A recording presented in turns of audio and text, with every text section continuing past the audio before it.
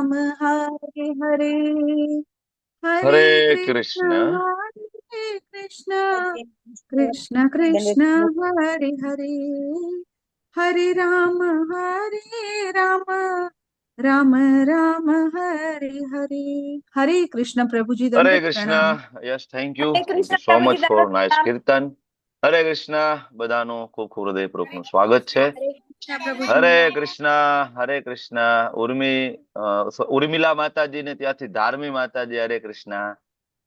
વિશાલ આહિર પ્રભુ, રેખા માતાજી, હિરલ પટેલ માતાજી, ઉર્વી માતાજી, ધર્મેન્દ્ર પ્રભુ, સુહાગ પ્રભુ, લતા हरे માતાજી, कृष्ण प्रभु जी हरे હરે કૃષ્ણ. જિજ્ઞાસી માતાજી હરે કૃષ્ણ. વંદના વિસ્ફુટે માતાજી, લતા માતાજી, મીના ગઢવી માતાજી, વિક્રમી કૃષ્ણ પ્રભુ, નેહા માતાજી, हरे कृष्ण प्रभु जी दंड प्रणाम. હરે કૃષ્ણ. બધા જ વહાલા વૈષ્ણવોનું ખૂબ ખૂબ હૃદયપૂર્વકનું સ્વાગત છે. શરૂઆત કરશું આપણે ભગવાન શ્રી શ્રી રાધા ગોવિંદના ચરણોમાં ખૂબ ભાવપૂર્વક પ્રેમપૂર્વકની પ્રાર્થના સાથે મંગલાચરણની પ્રાર્થનાઓ આપણે સાથે મળીને લઈશું. તમે બધા પણ મારી સાથે તમારું માઇક મ્યુટ કરી અને મારી સાથે આ પ્રાર્થનાને દોહરાવો. શ્રી શ્રી રાધા ગોવિંદ ભગવાન કી જય. ઓમ અજ્ઞાન તિમિરાંધસ્ય જ્ઞાનાંજન શલાકયા ચક્ષુરુન્મિલિतं येन तस्मै श्री गुरुवे नमः. श्रीचैतन्यमनोभीष्टं स्थापितं येन भूतले स्वयं रूप कदा मह्यं ददाति स्वपदान्तिकम्. वन्देऽहं श्रीगुरो श्रीयुतापदकमलम् श्रीगुरून् वैष्णवांश्च श्रीरूपं साग्रजातं सहगण रघुनाथान्वितं तं सजीवम् साद्वैतं सावधूतं परिजनसहितं कृष्णा चैतन्यदेवं श्रीराधा कृष्णपादान् सहगण ललिता श्री विशाखान्वितांश्च. हे कृष्णा करुणा सिंधो दीनबंधो जगत्पते गोपेश गोपिका कांत राधा कांत नमस्तुते. तप्त कांचन गौरांगी श्री राधे वृंदावनेश्वरी कृष्णानुसुते देवी प्रणमामि हरिप्रिये. वाञ्छाकल्पतरुभ्यश्च कृपा सिन्धुभ्य एव च पतितानां पावनेभ्यो वैष्णवेभ्यो नमो नमः. नमो विष्णुपादाय कृष्णपृष्ठाय भूतले श्रीमते भक्तिवेदान्त स्वामिनिति नामिने. नमस्ते सारस्वते देवे गौरवाणी प्रचारिणे निर्विशेषा शून्यवादी पाश्चात्यादिशतारिणे. जय श्री कृष्ण चैतन्य प्रभु नित्यानंद श्री अद्वैत गदाधर श्रीवासादि गौर भक्त वृंद. हरे कृष्णा श्री कृष्ण हरे हरे कृष्णा कृष्ण कृष्णा कृष्ण कृष्णा कृष्ण हरे हरे હરે हरे હરે हरे રામ. राम हरे राम राम राम राम राम हरे राम हरे. हरे હરે हरे। हरे हरे कृष्ण प्रभु जी कृष्ण दंडवत प्रभु जी, दंडवत प्रणाम। प्रणाम। दंडवत हरे प्रणाम. कृष्ण હરે प्रभु जी हरे दंडवत कृष्ण. प्रणाम. હરે विक्रम કૃષ્ણ. पंड्या प्रभु जी, लता माता जी, तन्वी माता जी, यशोधरा माता जी, दिव्यानी माता जी, आरती भोई माता जी, विमल पटेल प्रभु, शैलेष भट्ट प्रभु, हरे બધા જ कृष्ण. વહાલા વૈષ્ણવનું ખૂબ ખૂબ સ્વાગત છે. વેલકમ. તો ઘણા બધા દિવસથી આપણે ચર્ચા કરી રહ્યા છીએ. આમ જોઈએ તો 40 દિવસથી લેવલ 2 ઉપર આપણે ચર્ચા કરી રહ્યા છીએ અને આજે લેવલ 2 ની પૂર્ણાહુતિ થવા જઈ રહી છે. એક નવો જ્ઞાન યજ્ઞ આજે પૂર્ણ થશે. લેવલ 1 પછી આજે લેવલ 2. લેવલ 2 આજે પૂર્ણ થાય એટલે ભગવદ્ ગીતાના 700 શ્લોકોની ચર્ચાઓ આજ પૂર્ણ થશે અને પ્રયત્ન કર્યો છે કે તમે એમાંથી કંઈક પ્રેક્ટિકલ સમજી શકો ને તમે જીવનમાં ઉતારી શકો. 18 અધ્યાય નું શોર્ટ રિવિઝન આપણે આજે લઈએ તો પહેલો અધ્યાય કુરુક્ષેત્રની યુદ્ધભૂમિ ઉપર સૈન્ય નિરીક્ષણ. બરાબર. ધૃતરાષ્ટ્ર દ્વારા શંકા વ્યક્ત કરવામાં આવી. દુર્યોધન દ્વારા સૈન્ય નિરીક્ષણ થયું. અર્જુન દ્વારા સૈન્ય નિરીક્ષણ થયું. અર્જુને ભગવાને કીધું રથ વચ્ચે લઈ લો. ભગવાને રથ વચ્ચે લીધો અને જેવા ગુરુ દ્રોણ અને ભીષ્મદેવને જોયું અર્જુન વિષાદમાં પડી ગયા અને યુદ્ધ ના કરવાના 4 કારણો અર્જુને ભગવાનની સામે મૂક્યા. કયા 4 કારણો? અમોન ફાસ્ટ. પહેલું પહેલું બોલો બોલો. પહેલું કરુણા. કોઈ આનંદ નથી નહીં. પહેલું કરુણા. કરુણા. બીજું કોઈ બીજું આનંદ નથી. કોઈ કોઈ આનંદ આનંદ નથી. નથી. બીજું પાપનો ભય, પાપનો ભય. ચોથું કૌટુંબિક પરંપરાનો કૌટુંબિક પરંપરાનો પરંપરાનો નાશ. 4 અને કારણો 4 કારણો મૂક્યા પહેલા અધ્યાયની અંદર. બીજા અધ્યાયની શરૂઆતમાં એ જ કારણોને દોહરાવતા પેલા 8 શ્લોકની અંદર 6 શ્લોકમાં અર્જુન 6થા શ્લોકમાં કહે છે અનિર્ણયતા, 5મું કારણ. 7મા શ્લોકની અંદર અર્જુન શરણાગત થયા. બીજો અધ્યાય ગીતાનું સાર. અર્જુનની શરણાગતિ થઈ. ભગવાનનું ભગવદ્ ગીતાનું જ્ઞાનની શરૂઆત થઈ ગઈ. અર્જુનના એ 5 પ્રશ્નના 5 જવાબ ભગવાને આપ્યા. ને પહેલું ભગવાન ફિલોસોફી લઈને આવ્યા, આપણે આ શરીર નથી, આપણે આત્મા છીએ. બીજો અધ્યાય બધા પ્રશ્નના જવાબ એક સાથે આપ્યા. અર્જુન કન્ફ્યુઝ થયા. ત્રીજા અધ્યાયમાં અર્જુને પાછું પૂછ્યું, ભગવાન મને સમજાયું નહીં, તમે મારા બધા પ્રશ્નના જવાબ એક સાથે આપ્યા. તમે જ્ઞાનની પણ વાત કરી, તમે કર્મયોગની પણ વાત કરી, તમે ભક્તિ યોગની પણ વાત કરી, પણ મારો પ્રશ્ન તો એનો જ છે કે જ્ઞાન માર્ગ ઉપર જવું કે કર્મ માર્ગ ઉપર જવું, નોલેજ કે એક્શન? તો અર્જુન ત્રીજા અધ્યાયની અંદર પાછો પ્રશ્ન પૂછે, ભગવાન મને સમજાવો, નોલેજ કે એક્શન, જ્ઞાન માર્ગ કે કર્મ માર્ગ? તો ભગવાન ત્રીજા અધ્યાયની અંદર કર્મ માર્ગ, કર્મયોગ નામનો અધ્યાય અર્જુનને આપીને કહે છે અર્જુન કર્મ ક્યારે છોડવાનું નથી, કોઈ પણ કન્ડિશનમાં કર્મ તો કરવું પડશે. અર્જુનને ક્લેરિટી આવી ગઈ કે ચાલો કર્મ કરવાનું છે. પણ અર્જુનના પ્રશ્ન પૂછ્યા વગર ભગવાને ચોથો અધ્યાય દિવ્ય જ્ઞાન આપી દીધું. અને ચોથા અધ્યાયના અંતે ભગવાન એમ કીધું કે દરેક પ્રકારના યજ્ઞો અંતે અલ્ટિમેટલી જ્ઞાનમાં પરિણમે. તો અર્જુનને પાછો પ્રશ્ન થયો, તો તમે જ્ઞાનને અહીંયા વધારે શ્રેષ્ઠ કહો છો? તો હું પાછો કન્ફ્યુઝ થયો, મારે ત્રીજો અધ્યાય કર્મયોગને ફોલો કરવાનું કે ચોથો અધ્યાય દિવ્ય જ્ઞાનને ફોલો કરવાનું? તો 5મા અધ્યાયની શરૂઆતમાં અર્જુન પાછા પ્રશ્ન પૂછે, પ્રભુ આઈ એમ કન્ફ્યુઝડ, મને એક કહો ને, મારે ત્રીજા અધ્યાયને ફોલો કરવાનો કે ચોથા અધ્યાયને ફોલો કરવાનો? ત્યારે ભગવાન 5મા અધ્યાયમાં અર્જુનને સમજાવે છે કે અર્જુન, ચોથો અધ્યાય દિવ્ય જ્ઞાનને જાણીને જે કોઈ વ્યક્તિ ત્રીજો અધ્યાય કર્મયોગને જીવનમાં ઉતારે છે એને જ સાચો કૃષ્ણ ભાવના યુક્ત કર્મયોગ કહેવાય છે. એટલે ભગવાને કૃષ્ણ ભાવના યુક્ત કર્મયોગ 5મો અધ્યાય, જેને કર્મ સંન્યાસ યોગ તરીકે પણ ઓળખાય છે, એ અર્જુનને આપ્યો. અર્જુનનો કન્સેપ્ટ એકદમ ક્લિયર થઈ ગયો કે ભાઈ જે કઈ કરવાનું છે કોના માટે? ભોક્તારમ યજ્ઞ તપસા સર્વલોક મહેશ્વરમ સુરદમ સર્વભૂતાનામ જ્ઞાત્વા મામ શાંતિ મૃચ્છતિ. 5મો અધ્યાય છેલ્લો શ્લોક ભગવાને કન્ક્લુઝન આપી દીધું, અર્જુન કર્મ મારી પ્રસન્નતા માટે કરો, કૃષ્ણ ભાવના યુક્ત કર્મ યોગ. અર્જુનના મનમાં એક ડાઉટ હતો કે પણ પ્રભુ જંગલમાં જઈને ભીખ માંગી લઉં અથવા અષ્ટાંગ યોગની સાધના કરું તો, એક પગે ઉભો રહી જાઉં તો હિમાલયમાં જઈને? તો ભગવાને 6થો અધ્યાય અષ્ટાંગ યોગ આપ્યો, યમ નિયમ આસન પ્રાણાયામ પ્રત્યાહાર ધ્યાન સમાધિ. ભગવાને કહ્યું કે આ પદ્ધતિ, ત્યારે અર્જુન કહે છે પ્રભુ આ પદ્ધતિ મને બહુ અઘરી લાગે છે, તમે કહેતા હોય તો હું વાયુને રોકી દઉં, પણ આ નહીં થાય, વેરી ડિફિકલ્ટ. બરાબર. અને ત્યારે ભગવાન 6થા અધ્યાયના અંતે કહે છે કે બધા જ યોગની અંદર સર્વશ્રેષ્ઠ યોગ હોય તો એ ભક્તિ યોગ છે. એટલે અર્જુન ભક્તિ કરો. યોગી નામ અપી સર્વે સામ મદગતેન અંતરાત્મના શ્રદ્ધાવાન ભજતે યો મામ સમયુક્ત તમો મત. બરાબર. અર્જુનને જવાબ મળી ગયો, આપણને બધાને પણ જવાબ મળી ગયો. બીજા અધ્યાયમાં જ્ઞાન યોગ આપ્યું, ત્રીજા અધ્યાયમાં કર્મ યોગ આપ્યું, બરાબર. ચોથા અધ્યાયમાં દિવ્ય જ્ઞાન આપ્યું, 6થા અધ્યાયમાં અષ્ટાંગ યોગ, ધ્યાન યોગ, હઠ યોગ આપ્યું. આ બધા જ પ્રકારના યોગના જ્ઞાનના અંતે ભગવાન 6થા અધ્યાયના છેલ્લા શ્લોક સાર સ્વરૂપે મૂકે છે કે આગળ જે સમજાવ્યું છે સમજવાનું છે, પણ સાર આ છે. This is conclusion. કન્ક્લુઝન શું છે? ભક્તિ યોગ. બરાબર. અર્જુનના મનમાં પ્રશ્ન થાય, પ્રભુ તમારી ભક્તિ કરવી હોય તમને જાણવા પડે, તમારા વિશેની માહિતી જોઈએ, ત્યારે તમારા વિશેનું ચિંતન થાય, તમારામાં શ્રદ્ધા વધે, તમારી ભક્તિ પ્રેમપૂર્વક થાય.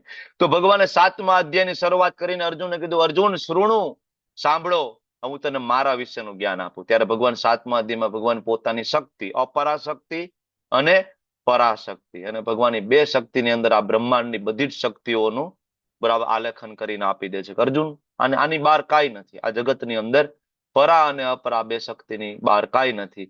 અને પછી 7.7માં ભગવાન કહી દે છે, મત પરતરમ ન અન્યત કિંચિદ અસ્તિ ધનંજય.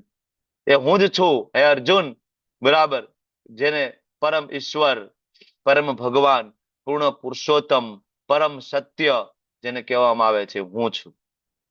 7.7 ની અંદર ભગવાન અર્જુનને કહી દીધું કે હું જ ભગવાન છું, બરાબર, અને તું મારી ભક્તિ કરો, બરાબર. પણ 7મા અધ્યાયના છેલ્લા બે શ્લોક થોડા અઘરા આવ્યા.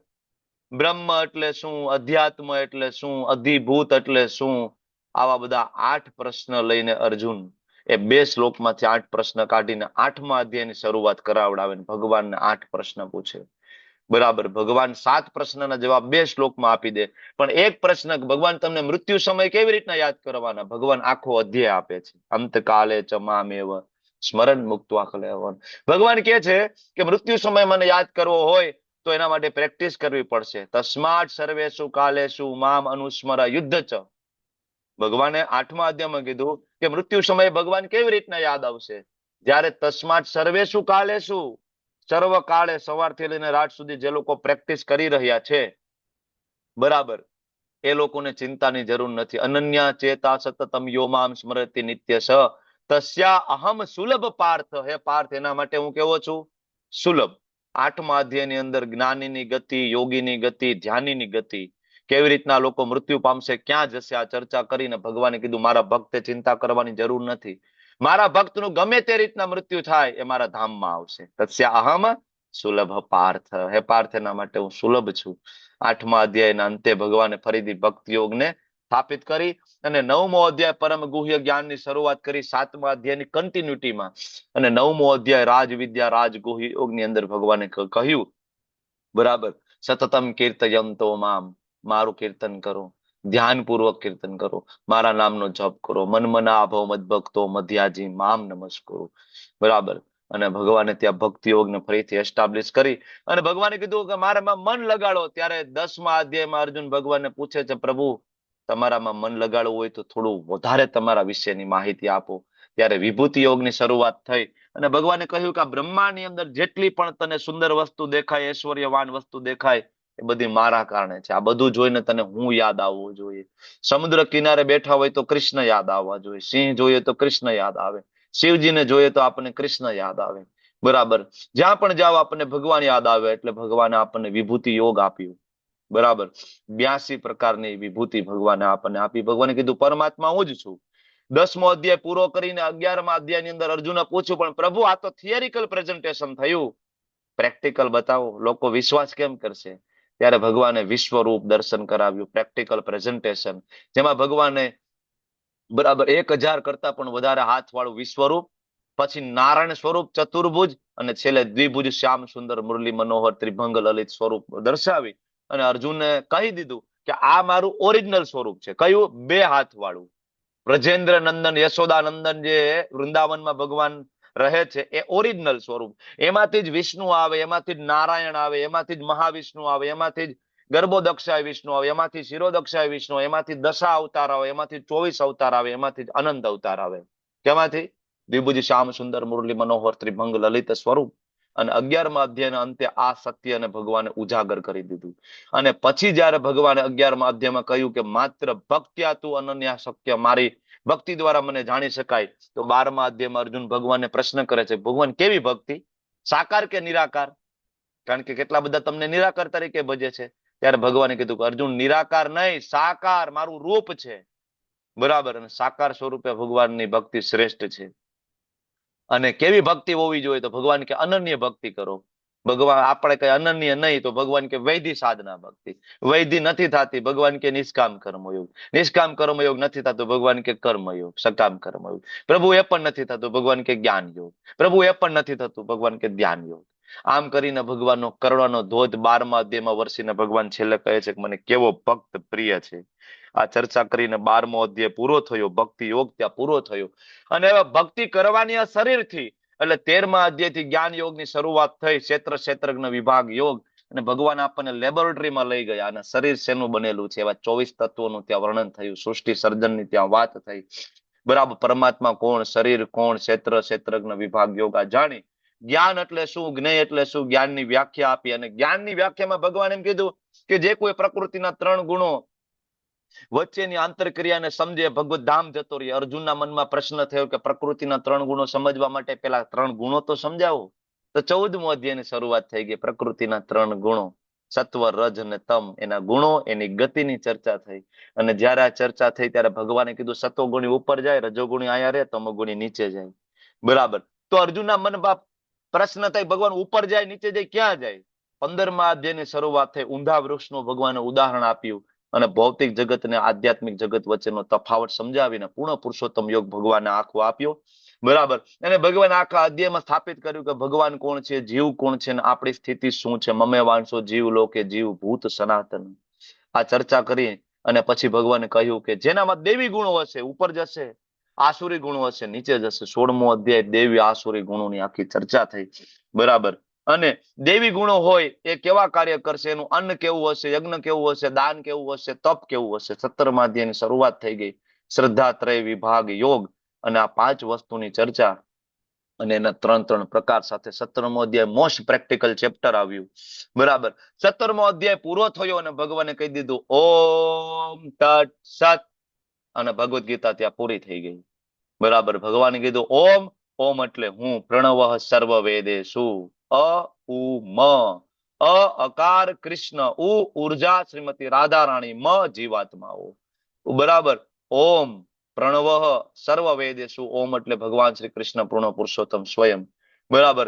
ઓમ તત્, તત્ એટલે તત્વમસી, છાંદોગ્ય ઉપનિષદ એટલે કે તેમના માટે. કોના માટે? કૃષ્ણ માટે. તો જે કાંઈ વસ્તુ તમે તેમના માટે એટલે કે કૃષ્ણ માટે તમે કરશો તો શું થશે? સત. ઓમ તત્ સત. તો ભગવાન માટે જે કંઈ કાર્ય કરેલું હશે કેવું છે? સત, શાશ્વત.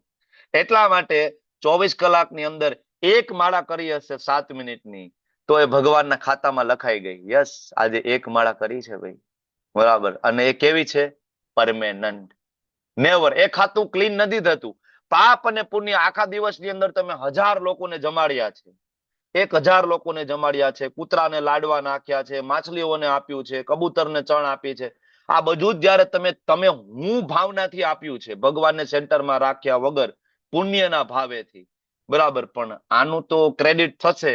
બરાબર. અને આ ક્રેડિટ દ્વારા તમને એક જગ્યાએ તમને ટ્રાન્સફર કરવામાં આવશે ઉપરના લોકમાં, અને ત્યાં ક્રેડિટ ધીમે ધીમે ઓછી થઈ જશે.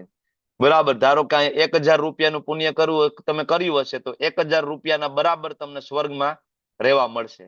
જેવી રીતના તમે હોટેલમાં જાઓ, બરાબર, અને તમે કાર્ડ સ્વાઇપ કરો એ પ્રમાણે તમને ત્યાં રૂમની ફેસિલિટી તમને મળે. Same way. બરાબર. ત્યાંની જે સ્વર્ગની જે કરન્સી છે એ પુણ્ય છે. આપણે ભૌતિક જગતમાં જે કરન્સી છે રૂપિયા છે. બરાબર ને? આપણે મુંબઈ જાય તાજ હોટલમાં આપણે રોકાવું હોય તો રૂપિયા આપવા પડે, પૈસા આપવા પડે. પણ સ્વર્ગમાં રૂપિયાથી નથી જવાતું, ત્યાં પુણ્યની કરન્સીથી જવાય. તો પુણ્યની કરન્સી પૂરી થાય પછી ક્ષીણે પુણ્ય મૃત્યુ લોકમ વિસંતિ, ધક્કો મારી દેશે. તો એ બધા ખાતા તો ધીમે ધીમે કેવા થઈ જાય? ક્ષીણ. એટલે એને સત કહેવાય નહીં. એવી રીતના પાપ કર્યું હશે તો નીચલી યોનિમાં જશો, અને પાપનું પણ ખાતું ધીમે ધીમે ધીમે ધીમે ધીમે ક્ષીણ થશે, ફરીથી તમે ઉપરની યોનિમાં આવશો. તો એ પણ સત કહેવાય નહીં. તો ભગવાન માટે જયારે કરેલું કોઈ કર્મ છે એ કેવું છે? સત. એટલા માટે ઓમ તત્ સત કહી ભગવદ ગીતા પૂરી થઈ ગઈ. અને ગઈકાલે પરમ દિવસથી આપણે 18મો અધ્યાય ભણીએ છીએ, અને 18મા અધ્યાયમાં ભગવાન ભગવદ ગીતા પૂર્ણ કરી દીધી પછી અર્જુન ભગવાને કહે છે, મહાબાહો, હે કેસી નિષુદન, હે ઋષિકેશ, થોડાક પ્રશ્ન બાકી રહી ગયા છે. અચ્છા, હજી બાકી રહી ગયું છે? બરાબર. હા, સારું, પૂછ ચલ. બરાબર. ભગવાન અર્જુનને કહે છે. તો અર્જુન પાછો પ્રશ્ન પૂછે, ભગવાન સંન્યાસ એટલે શું? હવે આ સંન્યાસનો ઉદ્દેશ્ય 6થો અધ્યાયનો પહેલો શ્લોક વાંચી લો, ત્યાં પણ વ્યાખ્યા આપી છે. 6.1 કોને સંન્યાસી કહેવાય, કોને યોગી કહેવાય, 6.1 માં આપ્યું જ છે. એટલા માટે આ અધ્યાય છે રિવિઝન. આ અધ્યાયની અંદર જે કઈ ચર્ચા થઈ તમે જોશો, વર્ણાશ્રમ ધર્મની ગઈકાલે ચર્ચા કરી, 4થા અધ્યાયમાં આવી ગયું. સત્વ રજ તમની અંદર બધા જે પ્રકાર આવ્યા 14મા અધ્યાયમાં આવી ગયું, 17મા અધ્યાયમાં આવી ગયું. Almost revision. બરાબર ને? અર્જુને પૂછ્યું સંન્યાસ. ભગવાને ત્યાગના 3 પ્રકાર, સાત્વિક, રાજસિક અને તામસિક 3 પ્રકારનો ત્યાગ આપણને સમજાવ્યો. કોને ત્યાગી કહેવાય, કોણ ખરેખર બુદ્ધિશાળી છે, આ બધી ચર્ચા ભગવાને કરી. અને કાર્યની પાછળ 5 પ્રકારના કારણો આપણને સમજાવ્યા. 5 પ્રકારના કારણો. બરાબર. અને આપણને સમજાવ્યું કે ભાઈ બુદ્ધિશાળી વ્યક્તિ એ કહેવાય કે જે આ 5 કારણોનો વિચાર કરે. જે એવું વિચાર કરે કે ભાઈ હું આ બધું કરું છું, તે વ્યક્તિ મૂર્ખ છે. બરાબર ને? આ સમજ્યા પછી ભગવાને આપણને જ્ઞાન, જ્ઞેય અને જ્ઞાતા, જ્ઞાનના 3 પ્રકાર, સાત્વિક, રાજસિક, તામસિક. કર્મના 3 પ્રકાર, સાત્વિક, રાજસિક અને તામસિક. ફરીથી તમને યાદ દેવડાવી દઉં. જ્યાં પણ સાત્વિક, બરાબર, સત્વગુણ આવે ત્યાં શાસ્ત્ર પ્રમાણે પોતાની ઈચ્છાઓ સેન્ટરમાં નથી, બીજાની ખુશી સેન્ટરમાં છે.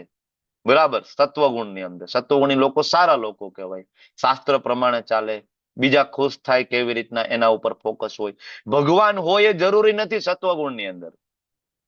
ઘણા બધા એવા લોકો હોય જે સત્વગુણમાં હોય, યોગ કરતા હોય, પ્રાણાયામ કરતા હોય, કોઈ પાપ ન કરતા હોય, બરાબર, બધાને માન સન્માન આપતા હોય, કોઈનું દિલ ના દુખાવતા હોય, એ લોકો પણ સત્વગુણમાં હોય. જરૂરી નથી કે સત્વગુણી લોકો ભગવાનના ભક્ત હોય. એટલા માટે પણ સત્વગુણી જે છે એને પણ બંધન કરતા કહ્યું છે. સુખ સંગેન, જ્ઞાન સંગેન. એ પણ બંધાઈ જાય, એને પણ મોક્ષ મળતો નથી, એને ભગવાનનું ધામ મળતું નથી. બરાબર. પણ સત્વગુણી આ 2 કરતા સારો. રજોગુણી વ્યક્તિમાં પોતાની ઈચ્છા સેન્ટરમાં છે કે ભાઈ મારો ફાયદો શું, બીજાનું જે થવું હોય થાય. અને તમોગુણીમાં મારો ફાયદો તો છે પણ બીજો હેરાન થવો જોઈએ. અને શાસ્ત્રથી કમ્પ્લીટ વિરુદ્ધ ચાલે. તોય જ્ઞાન હોય તોય ભલે, કર્મ હોય તોય ભલે, અને 3 પ્રકારના કરતા હોય તો પણ ભલે. વસ્તુ સેમ જ રહેવાની છે. શાસ્ત્ર પ્રમાણે પોતાની ઈચ્છા સેન્ટરમાં, શાસ્ત્રથી વિરુદ્ધ. બીજા કેમ ખુશ થાય, હું કેમ ખુશ થાવ, અને બીજા કેમ હેરાન થાય. બરાબર? સાત્વિક, રાજસિક, તામસિક. સેમ આ પ્રકાર આપણે ભણ્યા. પછી ભગવાને બુદ્ધિના 3 પ્રકાર, સાત્વિક, રાજસિક, તામસિક. ડિટર્મિનેશન પાવર એટલે કે ધૃતિના 3 પ્રકાર, સાત્વિક, રાજસિક અને તામસિક. બરાબર. સુખના 3 પ્રકાર, સાત્વિક, રાજસિક અને તામસિક. આ પણ આપણે ભણી ગયા. સુખ શરૂઆતમાં ઝેર જેવું, પછી અમૃત જેવું, સાત્વિક. શરૂઆતમાં અમૃત જેવું, પછી ઝેર જેવું, રાજસિક. અને શરૂઆતમાં ને અંતમાં ઝેર જેવું એટલે કે તામસિક. 3 પ્રકારના સુખ આપણે ભણી ગયા. બરાબર. અને ભગવાને આ 3માંથી બહાર નીકળવા માટેનો રસ્તો વર્ણાશ્રમ ધર્મ આપ્યું. વર્ણાશ્રમ ધર્મ આપણે ગઈકાલે ચર્ચા કરી ચુક્યા છીએ કે કોઈ જાતિવાદ નથી. બ્રાહ્મણ, ક્ષત્રિય, વૈશ્ય, શૂદ્ર જાતિવાદ નથી.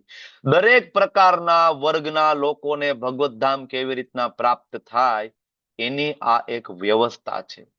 દરેક પ્રકારના વર્ગના લોકોને. બુદ્ધિમાન વ્યક્તિ હોય, બરાબર, બીજાને જ્ઞાન આપી શકે, બરાબર, બ્રાહ્મણ કહેવાય. લક્ષણો આપ્યા છે, સમો, દમસ, તપસ્સોચમ. બીજાનું રક્ષણ કરી શકે, 3 વર્ગનું ક્ષત્રિય કહેવાય. 3 વર્ગનું પાલન પોષણ કરી શકે, બરાબર, લક્ષ્મી સેવા દ્વારા, બરાબર, વૈશ્ય બિઝનેસ ક્લાસ. અને બુદ્ધિ પણ એટલી નથી, બાહુબળ પણ એટલું નથી, ખાલી કામ કરી જાણે, હિંમત પણ એટલી બધી નથી. એ શૂદ્ર ક્લાસ છે કે જે બીજાની 3ની સેવા કરીને પણ ભગવત ધામ જઈ શકે. જરૂરી નથી કે ભગવત ધામ જવા માટે બ્રાહ્મણ હોવું જોઈએ. એટલે ભગવાને 45માં અને 46માં 2 શ્લોકમાં કહ્યું કે નિયત કર્તવ્ય કર્મો કરીને મૃગારી છે પણ મહાન સંત બન્યા, અને વાલિયો લૂંટારો છે, વાલ્મીકી ઋષિ બન્યા. તો જરૂરી નથી કે તમારે કોપી કરવાની જરૂર પડે. એટલા માટે 47માં શ્લોકમાં કહ્યું કે કોપી કરવાની જરૂર નથી. તમારી અનુકૂળતા શેમાં છે? તમે ગૃહિણી છો, બરાબર, તમે ઘરે રસોઈ બનાવી રહ્યા છો, ઇટ્સ ઓકે, તમે રસોઈ બનાવો, સાથે સાથે ભગવદ્ ગીતાનો ક્લાસ સાંભળો, સમય મળે ત્યારે ભગવાનની વિશેની ચર્ચા, માળા કરો, જપ કરો, લોકોને આ બરાબર મિશન સાથે જોડો, બરાબર, પ્રસાદ બનાવો, ઘરે ભગવાન માટે ભોગ બનાવો અને આખા ઘરને પ્રસાદ જમાડો. તમે પણ ભગવત ધામ જશો અને આખા ઘરને તમે ભગવત ધામ લઈ જઈશો. જરૂરી નથી તમે બ્રાહ્મણની કોપી કરો, તમે ઘર છોડી દો, ગૃહિણીનું કામ છોડી દો. નહીં, હું તો ભાઈ ખાલી કથા વાંચવા જઈશ. જરૂરી નથી. કોપી કરવાની જરૂર નથી. તમે બિઝનેસમેન હોય, બરાબર, તમે દુકાન હોય, ઓફિસ હોય, વોટ એવર, તમે તમારું કામ કરો, સાથે સાથે લોકોના મિશન સાથે જોડો. ભગવાન કે કોપી કરવાની જરૂર નથી. અને જ્યારે આવી રીતના કરશે ભગવાન કે તમને એવું લાગે કે તમારું કર્મ દોષથી આવૃત હોય તો પણ એનો કર્મનો ત્યાગ કરવાનો નથી અને કર્મ કરો. પણ કર્મ કરો એની અંદર આત્મ સંયમ અને અનાસક્ત ભાવ ને લઈ આવો, અને તો ધીમે ધીમે સર્વોચ્ચ અવસ્થાને તમે પ્રાપ્ત કરશો. ભગવાન આ સમજાવી અને કહે છે કે આ રીતના તું મારી પાસે આવી શકીશ, ભગવત ધામ આવી શકીશ. તો આત્મ સાક્ષાત્કારી વ્યક્તિના લક્ષણો કેવા હોય જે ભગવત ધામ જઈ શકે? તો 51 થી લઈને 53 શ્લોકમાં ભગવાને એ વ્યક્તિના લક્ષણો કહ્યા, આત્મ સાક્ષાત્કારી વ્યક્તિના. અને આ લક્ષણોની ચર્ચા કરીને પછી ભગવાને કીધું બ્રહ્મ ભૂત પ્રસન્ન આત્મા, મતલબ આત્મ સાક્ષાત્કારી વ્યક્તિ, માત્ર એ જ વ્યક્તિ મદ ભક્તિમ લભતે પરામ, મારી ભક્તિને પામી શકશે, અને ને માત્ર મારા ભક્તો મને જાણી શકશે. ભક્ત્યા મામ અભિજાનાતિ. બરાબર. ભગવાનને કોણ જાણી શકે?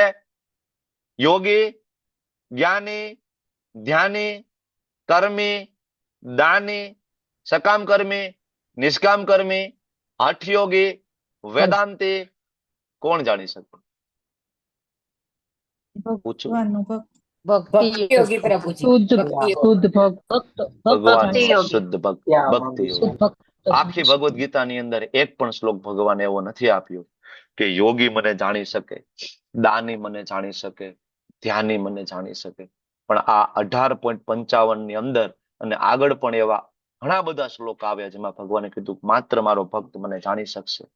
તો ભગવાનને જાણવા માટે અનન્ય ભક્તિ, અવિકલ્પેન ભક્તિ અને અવ્યભિચારેણ ભક્તિ, આવા 3 શબ્દ ભગવાને ભગવદ ગીતામાં આપ્યા છે.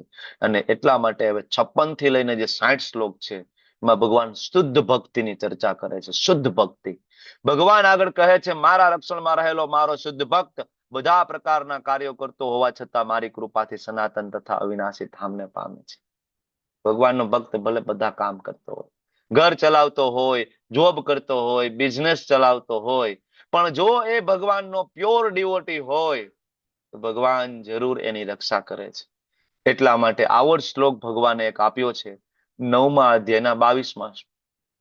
LIC શ્લોક યાદ છે કોઈને? LIC શ્લોક બોલો બોલો બોલો, ચાલો. LIC શ્લોક. યોગક્ષેમ મહામ્યહમ. હા બોલો બોલો, આખો શ્લોક બોલો. અનન્યા ચિંતયંતો માં ये जनाः ये पर्युपासते જના હા पर्युपास પયુપાસતે તેષાં તેષાં નિત્યભિયુક્તાનાં યોગક્ષેમં મહામ્યહમ. ભગવાને ત્યાં પણ કહ્યું હતું કે જે અનન્યા ચિંતયંતો મામ, જે મારું અનન્ય ચિંતનમાં પરોવાયેલો છે એ ગમે તે કામ કરતો હોય, ભગવાન કે હું એની રક્ષા કરીશ, એની પાસે જે કઈ છે એની રક્ષા કરીશ, એની જરૂરિયાતોની હું પૂર્તિ કરીશ, અને છેલ્લે એ મારી પાસે આવતો રહેશે, અવિનાશી ધામને પ્રાપ્ત કરશે. બરાબર. મત પ્રસાદાત, ભગવાન શું કહે છે? મત પ્રસાદાત. બરાબર.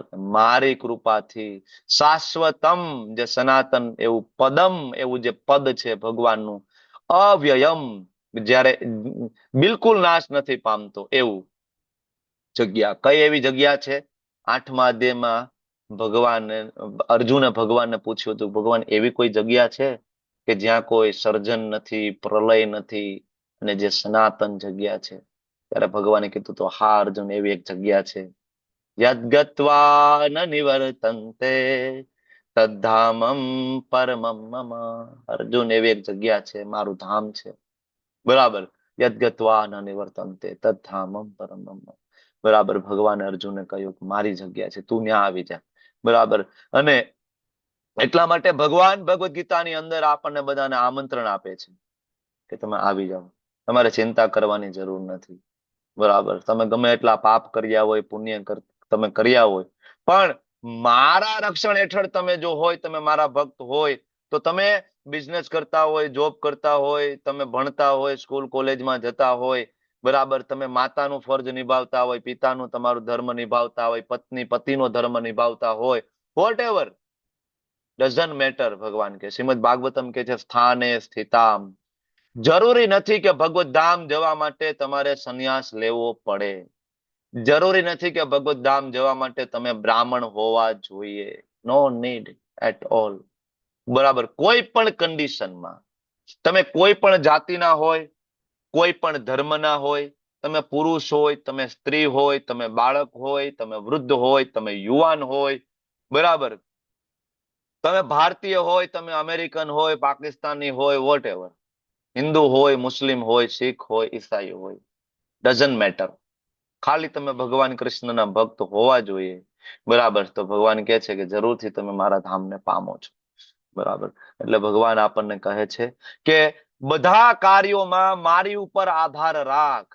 ચેતસા સર્વ કર્માણી મયી સંન્યસ્ય મત પર, અને મારા સંરક્ષણમાં સર્વ કાર્યો કર. આવી ભક્તિ સભર સેવામાં લાગેલો રહી સદા ચિત્તને મારામાં પરોવેલું રાખ. મચ્ચિત્તમ સતતમ ભવ. બધા કાર્યોમાં ભગવાન ઉપર આધાર, બહુ ક્લિયર છે. એવું નહીં કે મારા નિરાકાર સ્વરૂપ ઉપર આધાર રાખ. આમાં જુઓ તમે, મયી સંન્યસ્ય મત પર, બે શબ્દ છે, મયી અને મત, અને નીચે પણ મત ચિત્ત, ચિત્ત પણ મારામાં. જો નિરાકાર સ્વરૂપમાં હોત તો ભગવાને અહીંયા મત ચિત્ત ના કહ્યું હોત, તો ભગવાને કીધું હોત કે નિરાકાર ની અંદર ચિત્ત પરોવ. બરાબર, પણ ભગવાને કીધું મારામાં. મારામાં એટલે અહીં કૃષ્ણ સાકાર સ્વરૂપે અર્જુનની સામે છે. કૃષ્ણ નિરાકાર સ્વરૂપે નથી, સાકાર દ્વિભુજ શ્યામ સુંદર તરીકે ઉભા છે અને ભગવદ ગીતા બોલે છે. બરાબર, મારામાં ધ્યાન તારું અર્પણ કર. Meditation on me. આધાર મારો, દેવ દેવતા ઉપર નહીં, પ્રકાશ પુંજ ઉપર નહીં. બરાબર, એક નાનું ટમટમિયું હળગાવીને એના ઉપર ધ્યાન કરવાનું, ત્રાટક કરવાનું નથી લખ્યું અહીંયા.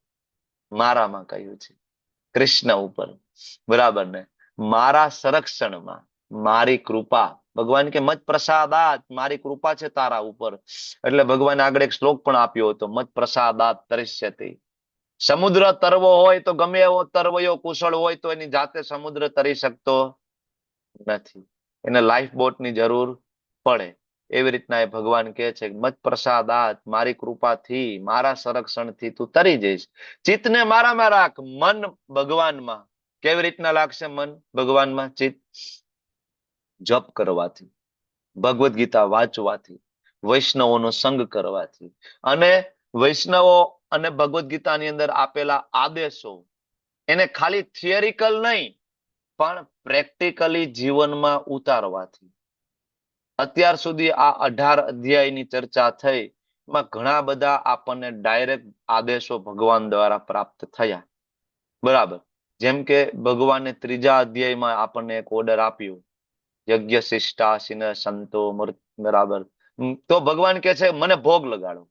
કેટલા લોકો ભોગ નથી લગાડતા? Rays your hand. ભગવાને કેટલા લોકો ભોગ નથી લગાડવાનું ચાલુ કર્યું? હજી નથી લગાડવાનું કહું છું, લગાડવાની વાત નથી કરતો. કેટલા લોકો હજી નથી લગાડવાની શરૂઆત કરી ભગવાનને ભોગ? ઓકે, હવે આમાં એન્ડ્રેસ કરવો એ બહુ મોટું હિંમત જોઈએ કે નહીં? લગાડવા માટે હું પૂછું તો વાંધો ના આવે, પણ નથી લગાડવા માટે પૂછતો હોય તો થોડુંક હિંમત જોઈએ, થોડું ડેરિંગ જોઈએ એમાં. બરાબર ને? પ્રભુજી હમણાં કે છે અત્યાર સુધી મેં કીધું તો કેમ નથી લગાડ્યું? બરાબર ને? પણ હિંમત જોઈએ. Thank you. તો ના લગાડ્યો હોય તો લગાડવાની ચાલુ કરી દો.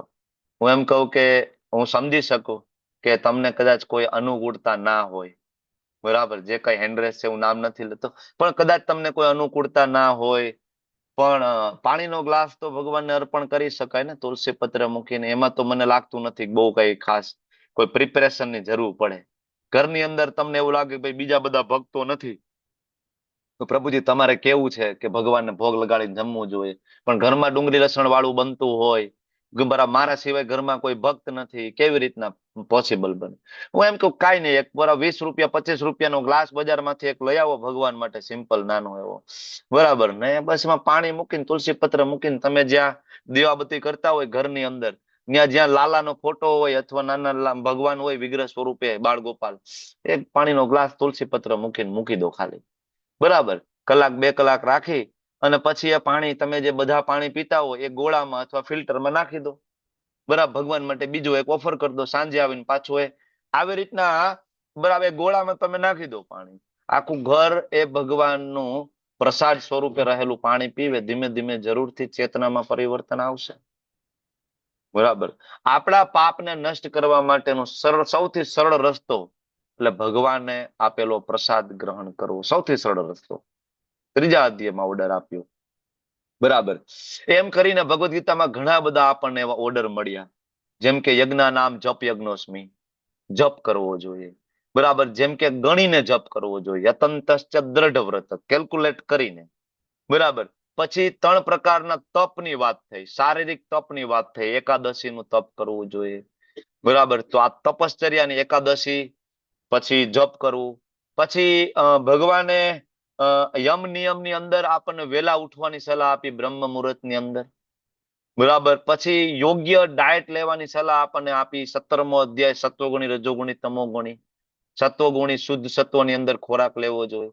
તો ભગવદ ગીતાની અંદર આવા ઘણા બધા આદેશો ભગવાન દ્વારા આપણને પ્રાપ્ત થયા. હવે જો આ આદેશોને તમે ખાલી થિયરિકલ સમજતા હોય પણ પ્રેક્ટિકલી જો એપ્લાય ના કર્યા હોય તો ભગવદ ગીતા અલ્ટિમેટલી તમારા કઈ કામની નથી રહેવાની. શું કામ? ધારો કે એક તમને ઉદાહરણ આપું કે એક વ્યક્તિ છે એ ડોક્ટરનું ભણવા ગયો, MBBS. બરાબર. 5.5 વર્ષ MBBS નો કોર્સ કરે, પછી સર્જનનું ભણવા જાય તો 3 વર્ષ બીજા માસ્ટર ના થાય, MS કરવા જાય એટલે સર્જન. હવે એ 5.5 વર્ષ એ અને 3 વર્ષ બીજા એટલે 8.5 9 વર્ષ એ બને, સર્જન બનીને આવે. પછી જયારે હોસ્પિટલ ખોલીને બેસે અને પછી એની પાસે એપેન્ડિક્સ વાળો કોઈ પેશન્ટ આવે, પણ એને લખતા સરસ આવડતું હોય. બરાબર. કે આના પછી આ, બરાબર, આના પછી આ સ્ટેજ આવે, અહીંયા ચેકો મૂકવાનો છે, અહીંયા આટલી લોહીની વેસલ્સ આવે, ટાંકા કેમ લેવાના, કઈ બધું ખબર, પણ પ્રેક્ટિકલ ન આવડતું હોય તો? બરાબર. પ્રેક્ટિકલમાં હાથ ધ્રુજતા હોય તો, એક ઇન્જેક્શન દેવામાં, તો એની પાસે કોઈ ઓપરેશન કરાવશે નહીં. બરાબર. અને તો એને સફળ સર્જન કહેવાય નહીં. કહેવાય? ભલે ડિગ્રી છે એની પાસે, theoretical knowledge, very powerful theoretical knowledge. બરાબર. ચોપડાના ચોપડા વાંચી નાખ્યા છે એને. તમે પેજ નંબર સાથે કહો તો પેજ નંબર સાથે તમને કહેશે, ફલાણી બુકમાંથી આ પેજ નંબર ઉપર આ જગ્યાએ આ ઓપરેશન આના દ્વારા લખાયેલું, આવું આવું. પણ જયારે પેશન્ટ સામે આવે ત્યારે જો હાથ ધ્રુજતા હોય તો ઇઝ નોટ સક્સેસફુલ સર્જન. એવી રીતના. અને એનાથી એને કોઈ ફાયદો પણ નહીં થાય. સમાજની અંદર એને નામના નહીં મળે, નહીં એને કોઈ લક્ષ્મી મળે. બરાબર. નહીં એનું જીવન સુખમય થાય, કાંઈ નહીં. સેમ વે ભગવદ ગીતાનું થિયરિકલ તમને ગમે એટલું પાવરફુલ હોય, તમને શ્લોકો આવડતા હોય, અનુવાદ આવડતા હોય, ભાવાર્થ તમે વાંચ્યા, બધું બરાબર છે, પણ વેર ઇઝ યોર પ્રેક્ટિકલ? તમે એને પ્રેક્ટિકલી એપ્લાય નથી કર્યું. તમે જપ કરવા નથી આવતા, તમે મંગલા આરતી નથી કરતા, તમે ભગવાનને ભોગ નથી લગાડતા. બરાબર. તમે જીવનને થોડું સિમ્પલ કરવાની કોશિશ નથી કરતા. તો આ જ્ઞાન અલ્ટિમેટલી આપણને કોઈ ફાયદારૂપ નહીં થાય. બરાબર. એટલે ભગવાન એ કહે છે કે ચિત્તને મારામાં પરોવું. મારામાં પરોવું મતલબ પ્રેક્ટિકલી એપ્લાય કરવું. ધીમે ધીમે ધીમે આના માટે તમે ટ્રાય કરો. આગળ ભગવાન સરસ મજાનો શ્લોક આપે છે, મત ચિત્ત સર્વ દુર્ગાણી મત પ્રસાદાત તરિષ્યતિ. હવે આવો નવો શ્લોક આગળ 9મા અધ્યાયમાં એવો છે. આ રિવિઝન જ છે બધું. બરાબર. ભગવાને ત્યાં પણ કીધું છે. બરાબર. ને મારા કાને છે, મારા ભક્ત છે તરી જશે. અહીંયા પણ કે છે મચ્ચિત્ત સર્વ દુર્ગાણી. મચ્ચિત્ત, મારામાં ચિત્ત પોરવી દે, મન લગાડ મારામાં, તો સર્વ દુર્ગાણી. દુર્ગ એટલે કિલ્લો. આપણા અહીંયા જે છે કિલ્લાની વચ્ચે બંધાયેલા છે, માયાદેવીના કિલ્લામાં. બરાબર. સર્વ દુર્ગાણી મત પ્રસાદાત તરિષ્યતિ. મારી કૃપાથી તું તરી જઈશ. મારી કૃપાથી. શ્રીમદ ભાગવતમની અંદર એક પ્રસંગ બરાબર વર્ણવવામાં આવ્યો છે કે જેવી રીતના ગાયની વાછરડી હોય, ગાયની નાની વાછરડી હોય, એના નાના નાના પગના પંજા હોય, એ ધૂળમાં પડે એની ખરી, બરાબર, તો નાની નાની છાપ પડે. બરાબર ને? અને એ ખાડામાં તમે પાણી ભરી દો તો કેવડું ખાબોચિયું થાય? આવડું નાનું એવું. અને આ ખાબોચિયાને બાળક પણ તરી જાય. બરાબર ને? મતલબ ટપી જાય. ભગવાન કે છે કે આ ભવસાગર જે 84 લાખ યોની અને જેમાં આપણે અનંત કાળથી ફસાયેલા છીએ, બરાબર, એ બસ એ નાનો ખાબોચિયા જેવો ભગવાન કરી દે છે. મત પ્રસાદાત તરિષ્યતિ. એટલા માટે આપણે જયારે પંઢરપુર જઈએ તો ભગવાન પંઢરીનાથ જે ઉભા છે આ રીતના આમ ઉભા છે. વિઠ્ઠલ કેવી રીતના ઉભા છે? બરાબર. તમે જોયું હશે, આમ કમરે હાથ દઈને ઉભા છે. ખબર છે ને? બાજુમાં માતા રૂક્ષ્મણી છે અને બરાબર વિઠ્ઠલ, બરાબર ભગવાન વિઠ્ઠલ આવી રીતના ઉભા છે. કેવી રીતના? કમરે આમ બે હાથ દે. શું કામ ઉભા છે? ભગવાન એના ભક્તોને કહેવા માંગે છે, યુ ડોન્ટ વરી. બરાબર. અગાધ સમુદ્ર હોય પણ આટલો કરી દઈશ. કેટલો? આટલો. કે તું એમાં આરામથી ચાલીને મારી પાસે આવી શકીશ. આટલો કમર સુધીનો આરામથી તું ચાલીને મારી પાસે આવી શકીશ. મત પ્રસાદાત તરસ્યતિ. જો ભગવાનમાં આપણે ચિત્ત લગાડીશું તો. પણ ઘણા બધા એવા લોકો છે, શું કામ અમે તમારા કૃષ્ણને માનીએ, અમે નથી માનતા કૃષ્ણ છે ભગવાન, અમે નથી માનતા રામ છે એ ભગવાન છે. તો ભગવાન આગળ કે છે અથ ચેત્વમ અહંકારા, કે તું અહંકાર, તારો મિથ્યા અહંકાર વશ, બરાબર, તું નહીં માને. શું કામ સાંભળું હું કૃષ્ણનું? શું કામ હું ભગવદ્ ગીતાના આદેશોને ફોલો કરું? બરાબર, શું કામ હું જ ભગવાનને ભોગ લગાડું? મારું અસ્તિત્વ અલગ છે, હું નથી માનતો ભગવાનને. ભગવાન કે અથ ચેત્વમ અહંકારાન, તો તારા અહંકારના કારણે જો તું માનીશ નહીં, શ્રોષ્યસી વિનક્ષ્યસી, તો અલ્ટિમેટલી તું નષ્ટ થઈ જઈશ. નષ્ટ થઈ જશે એટલે શું? બ્લાસ્ટ થઈ જાય, વ્યક્તિ ફાટી જાય નહીં. વિનશ્યસી એટલે નીચલી યોનિમાં જતો રહેશે, અધમથી અધમ યોનિમાં. કૃષ્ણ બિલકુલ ઈચ્છતા નથી. આપણે ઈચ્છીએ આપણું બાળક છે, બરાબર, જેલમાં જતું રહીએ. કોઈ દિવસ કોઈ પણ ગમે એવું બાળક હોય, ઈચ્છીએ આપણે કોઈ દિવસ? હંમેશા માતા પિતા એમ ઈચ્છે ને કે ના ના મારું બાળક છે, બરાબર, એ સુધરી જાય. એમ કૃષ્ણ છે, બરાબર, વારંવાર ઈચ્છે કે આપણે બધા સુધરી જાય. એટલે ભગવાન કહે છે મારી વાત નહીં સાંભળીશ ને તો દીકરા તું હેરાન થઈ જઈશ. ઘણી વખત આપણા પિતાજી હોય એ આપણને કહેતા હોય ને, ઘણી વખત છોકરો ખોટા રસ્તે ચડી ગયો હોય, દારૂ પીતો હોય, જુગાર રમતો હોય, આવા રવાડે ચડી ગયો હોય, તો પિતાજી શું કે, દીકરા તું મારી વાત સાંભળ, બરાબર, મેં જોયું છે, બરાબર, મારી આ 60-70 વર્ષની ઉંમરનો અનુભવ છે, અને મેં દીકરા કેટલા લોકોના ઘર આમાં પાયમાલ થતા જોયા છે. તું મારી વાત સાંભળ, નહીતર દીકરા તારું ઘર આખું આમાં પાયમાલ થઈ જશે, વિનાશ થઈ જશે. તો આ કઈ શ્રાપ નથી. તમે જોવો તો અહીંયા આપણને એવું લાગે મારી વાત નહીં સાંભળતું તું નષ્ટ થઈ જઈશ. એટલે કૃષ્ણ શ્રાપ નથી આપી રહ્યા અહીંયા, તમે સમજો, બરાબર ને? અને તમે ઊંધી રીતના પણ લઈ શકો ને, ના કૃષ્ણનું તમે ના માનો તો કૃષ્ણ છે શ્રાપ આપી દેશે. નહીં, કૃષ્ણ આપણને ચેતવણી આપે. જેમ એક બાપ એના દીકરાને ચેતવણી આપે ને કે દીકરા જુગાર છોડી દે દીકરા, બરાબર. મેં જોયું છે આમાં હજારો લોકોના ઘર બરબાદ થઈ ગયા છે. સેમ વે ભગવાન આપણા પપ્પા છે, ઇઝ અવર ડેડ, બરાબર. આપણે જયારે માળા કરતા હોય ને ત્યારે આપણને યાદ રહેવું જોઈએ કે આપણે આપણા પરમ પિતાને યાદ કરીએ છીએ. અમે લોકો રામેશ્વરમ ગયા હતા, શ્રીનિવાસ પ્રભુ આવે લેક્ચર આપવા આવ્યા હતા. જે લોકો અહીંયા આવ્યા હતા રામેશ્વરમ એને યાદ હશે પ્રસંગ, બરાબર. સરસ સમજાવતા હતા પ્રભુજી કે જયારે આપણે માળા કરીએ ને ત્યારે આપણને યાદ હોવું જોઈએ. આપણે હરે કૃષ્ણ કૃષ્ણ કૃષ્ણ હરે હરે, હરે રામ રામ રામ હરે હરે, આ જયારે બોલતા હોય ત્યારે આપણને યાદ હોવું જોઈએ. શું? હરે ડેડી ડેડી ડેડી હરે હરે, હરે પાપા પાપા પાપા હરે હરે. યાદ હોવું જોઈએ, હી ઇઝ અવર ફાધર, આપણા પપ્પા છે, બરાબર ને? ભગવાન ભગવદ્ ગીતામાં કેટલી વાર કહ્યું, બરાબર, અહમ બીજ પ્રદ પિતા, હું તમારો પિતા છું. આપણે ઓળખતા નથી, આપણે ભૂલી ગયા છીએ. તો આપણે જયારે ભગવાનનું નામ લેતા હોય ત્યારે એટલા પ્રેમપૂર્વક, એટલા ભાવપૂર્વક આપણને યાદ આવવું જોઈએ, નહીં મારા પપ્પા છે, બરાબર ને, મારા ડેડી છે, પ્રેમપૂર્વક.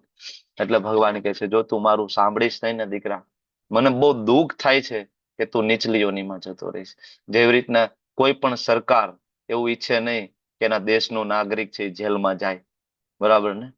છતાં પણ જો આપણે પાપ કર્મ કરીએ તો કાયદા પ્રમાણે આપણે જવું પડે. શું કામ જવું પડે?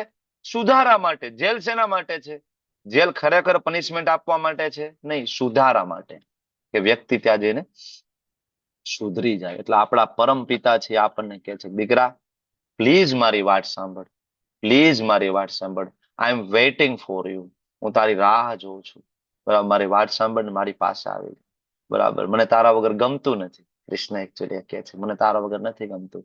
કોઈ મા બાપને ગમે એના બાળકો વગર, ભગવાનને પણ નથી ગમતું. એટલા માટે ભગવાન વારંવાર અલગ અલગ યુગની અંદર, ક્યારેક રામા અવતાર તરીકે, ક્યારેક વરાહ અવતાર, ક્યારેક નરસિંહ અવતાર, બરાબર, લઈને ભગવાન આવે, પોતાની લીલાઓ આપણી સામે રજૂ કરે, બરાબર. સંતો મહંતો આવે, એ લીલા ને લિપિબદ્ધ કરે અને આપણી સામે રામાયણ, મહાભારત, શ્રીમદ ભાગવતમ જેવા ગ્રંથો આપણી સામે મૂકે, જેથી આપણે આપણા પરમ પિતાની ગાથાને સાંભળી શકીએ કે મારા પિતા કેટલા મહાન છે. નહીતર ભગવાન અહીંયા આવે જ નહીં તો આપણે કેવી રીતના એને ઓળખી શકીએ? ભગવાનને રાવણનો વધ કરવા આવવાની જરૂર નથી. આપણે કેટલી વખત વાત કરી છે. હવે એ વાત સમજી ગયા ને તમે? કૃષ્ણને કંસનો વધ કરવા આવવાની જરૂર નથી, બરાબર ને? નરસિંહદેવ ભગવાન હિરણ્યકશિપુનો વધ કરવા માટે આવ્યા નથી. આ કન્સેપ્ટ આપણા હૃદયમાં ફિટ બેસી જવો જોઈએ કે આ ટોટલ એક પ્લાન ચાલી રહ્યો છે. હિરણ્યકશિપુ કોણ છે? જય વિજય છે. ભગવાનના તો પાર્ષદ છે. ભગવાનનો તો ભક્ત છે. રાવણ, કુંભકર્ણ બધા કોણ છે? એ ભગવાનના તો ભક્તો છે. જય વિજય એના વૈકુંઠના દ્વારપાલ છે. ભગવાને પ્લાન કરીને પેલા મોકલી દીધા છે, તમે જાઓ, પછી હું આવીશ, બરાબર, અને પછી આપણે ફાઇટ કરશું, જેથી મારા દીકરાઓ આપણી ફાઇટ જોશે, બરાબર, અને એને એમ થશે કે ના ના, મારા પિતાજી છે કેટલા મહાન છે, અને એને મારી સાથે પાછો પ્રેમ થઈ જશે, મારી પાસે આવી જશે. કૃષ્ણ એટલા માટે આવે છે. એટલે આગળ ભગવાન કહે છે, બરાબર, યદ અહંકારામ આશ્રિત્ય, કે ભાઈ તું અહંકારને આશ્રિત થઈ, ન યોષ્યમિતિ મન્યસે, મારા આદેશ પ્રમાણે તું કર્મ નહીં કરે તો શું થશે? ભગવાન કે તું ગેરમાર્ગે દોરવાઈ જઈશ અને પોતાના સ્વભાવે કરીને તારે યુદ્ધમાં જોડાવવું પડશે. એટલા એ ભગવાન કહે છે, બરાબર. અર્જુન કે છે ને, બરાબર, ભગવાન અર્જુનને કહે છે, અર્જુન યુદ્ધ તો તારે કરવું જ પડશે, બરાબર. તો પછી ભગવાનની પ્રસન્નતા માટે કેમ નહીં? ભગવાન આપણને કહે છે કે તમારે યુદ્ધ તો કરવાનું જ છે, તો પછી મને સેન્ટરમાં રાખીને કરો ને, બરાબર.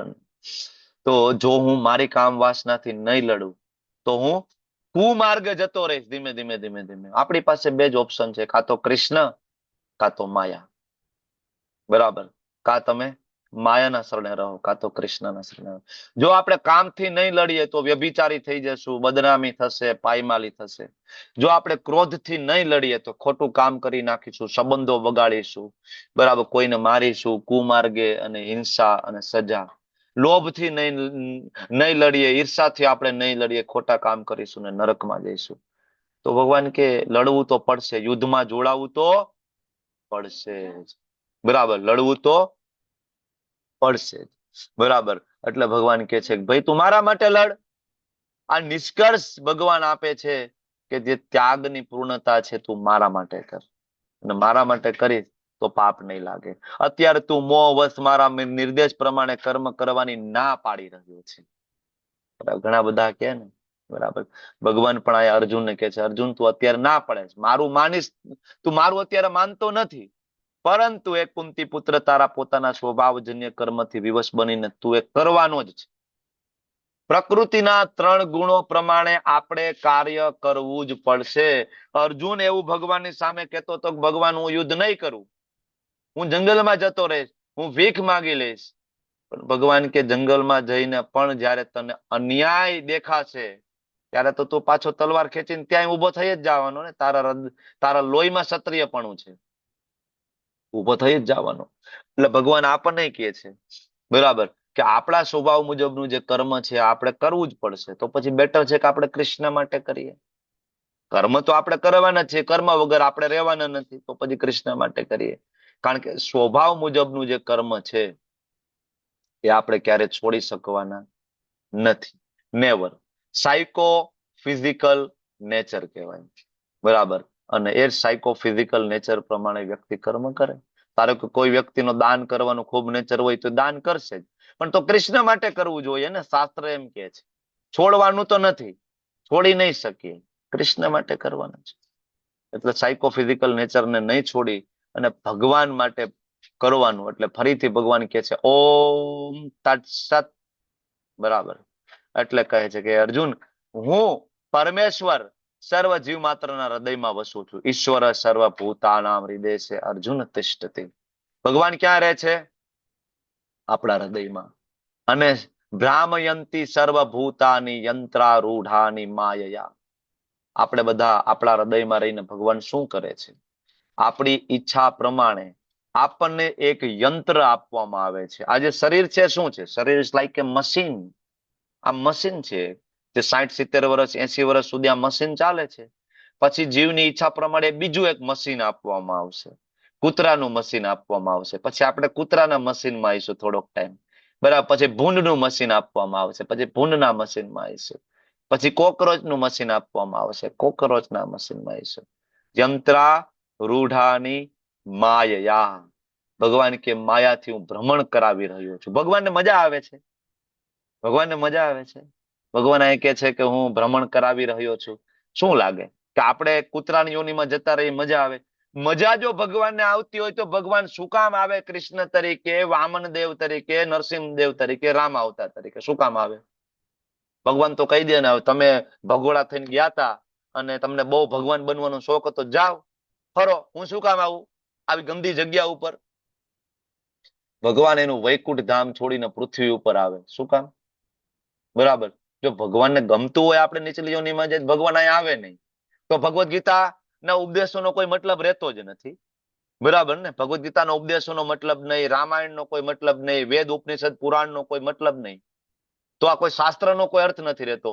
આ શાસ્ત્ર, આ વેદ, આ ઉપનિષદ, આ પુરાણ, ભગવાનના બધા અવતારો, બધા ઋષિમુનિઓ, ભગવાનના મહાન ભક્તો અહીંયા આવે એનું એકમાત્ર કારણ કે ભગવાનને ગમતું નથી આપણે નીચલી યોનિમાં જાય. આ એકમાત્ર કારણ છે. એટલા માટે ભગવાન અલગ અલગ આચાર્યને મોકલે. પ્રભુપાદને મોકલ્યા. શું કામ મોકલ્યા પ્રભુપાદને? બરાબર ને? ભગવાનને ગમતું નથી આપણે નીચલી યોનિમાં જઈએ. એટલે આ શ્લોકનો ઊંધો અર્થ નથી કે ભગવાનને મજા આવે છે, કે ભગવાન તો જો એ એન્જોય કરે છે, હા કોકરોચ બની જા, હા મારે જોવું જ તને કેવો તું કોકરોચમાં લાગે છો, હા તું ભૂંડ બની જા, મારે જો ભૂંડની યોનિમાં કેવો લાગે છે તું. ભગવાનને ગમતું નથી એટલે ઊંધું વિચારવાની જરૂર નથી. ભગવાન આપણને સમજાવે છે કે જો તમે મારું માનશો નહીં તો આગળ કહ્યું ને વિનશ્ય છે, વિનાશ થઈ જશે. એ વિનાશ થઈ જવો એટલે આ કયો? યંત્રારૂઢાની માયા, કે આપણને અલગ અલગ યંત્ર મળ્યા રાખશે અને માયાદેવી આપણને ભ્રમણ કરાવ્યા રાખશે. એક પછી એક પછી એક પછી એક પછી એક યોનિઓમાં આપણે જઈશું. બરાબર ને? આગળ ભગવાન કહે છે તમે એવો શરણમ ગચ્છ, તેથી તું સર્વથા સંપૂર્ણપણે તેમના શરણમાં જા. તેમના એટલે કોના? એ હૃદયમાં પરમાત્મા તરીકે કૃષ્ણ બેઠા છે એની જ ભગવાન વાત કરે છે, પોતાની જ. બરાબર? અને એની કૃપાથી પરમ શાંતિ અને સર્વોપરી સનાતન ધામને પ્રાપ્ત કરીશ. બરાબર? અત્યારે આપણે ભગવાનના શરણે નથી જતા એટલે ભગવાન આપણને ગાઈડન્સ આપે છે. બરાબર? કે તું એમના શરણમાં જા. ભગવાનના શરણમાં જવાથી આપણને પરમ શાંતિ પ્રાપ્ત કરશે. અને પછી ભગવાન કહે છે ઇતિ તે જ્ઞાનમ આખ્યાતમ ગુહ્યાત ગુહ્યતરમ મયા, કે અર્જુન આ પ્રમાણે મેં તને ગુહ્યતમ જ્ઞાન વિશેની સમજૂતી આપી દીધી છે, હવે તું મનન કર. અને પછી ભગવાન જે સ્ટેટમેન્ટ આપે છે આના ઉપરથી આપણને ખબર પડે કે ભગવાન શું કામ, ભગવાન ઈચ્છે તો 84 લાખ યોનીને એક જ સેકન્ડમાં ભક્ત બનાવીને બીજી સેકન્ડે બધાને વૈકુંઠમાં લઈ જઈ શકે. લઈ જઈ શકે ને? ભગવાન સર્વશક્તિમાન છે ને? ભગવાન માટે અઘરું છે? શું લાગે? આપણા બધાના હૃદયમાં પરમાત્મા તરીકે બેઠા હોય તો આપણને પ્રશ્ન ના થાય ભગવાન તો પછી શું કામ આટલું બધું હેરાન કરો છો? સીધું એક સેકન્ડમાં ભક્ત બનાવી દો ને, શુદ્ધ ભક્ત, આખા જગતથી વિરક્તિ. બરાબર? એક સેકન્ડમાં આખા જગતથી વિરક્તિ, બીજી સેકન્ડમાં ભગવાનનો અનન્ય ભક્ત. બરાબર ને? શરીર છૂટ્યું ભગવાનના ધામમાં. ભગવાન કેમ આવું તમે નથી કરતા?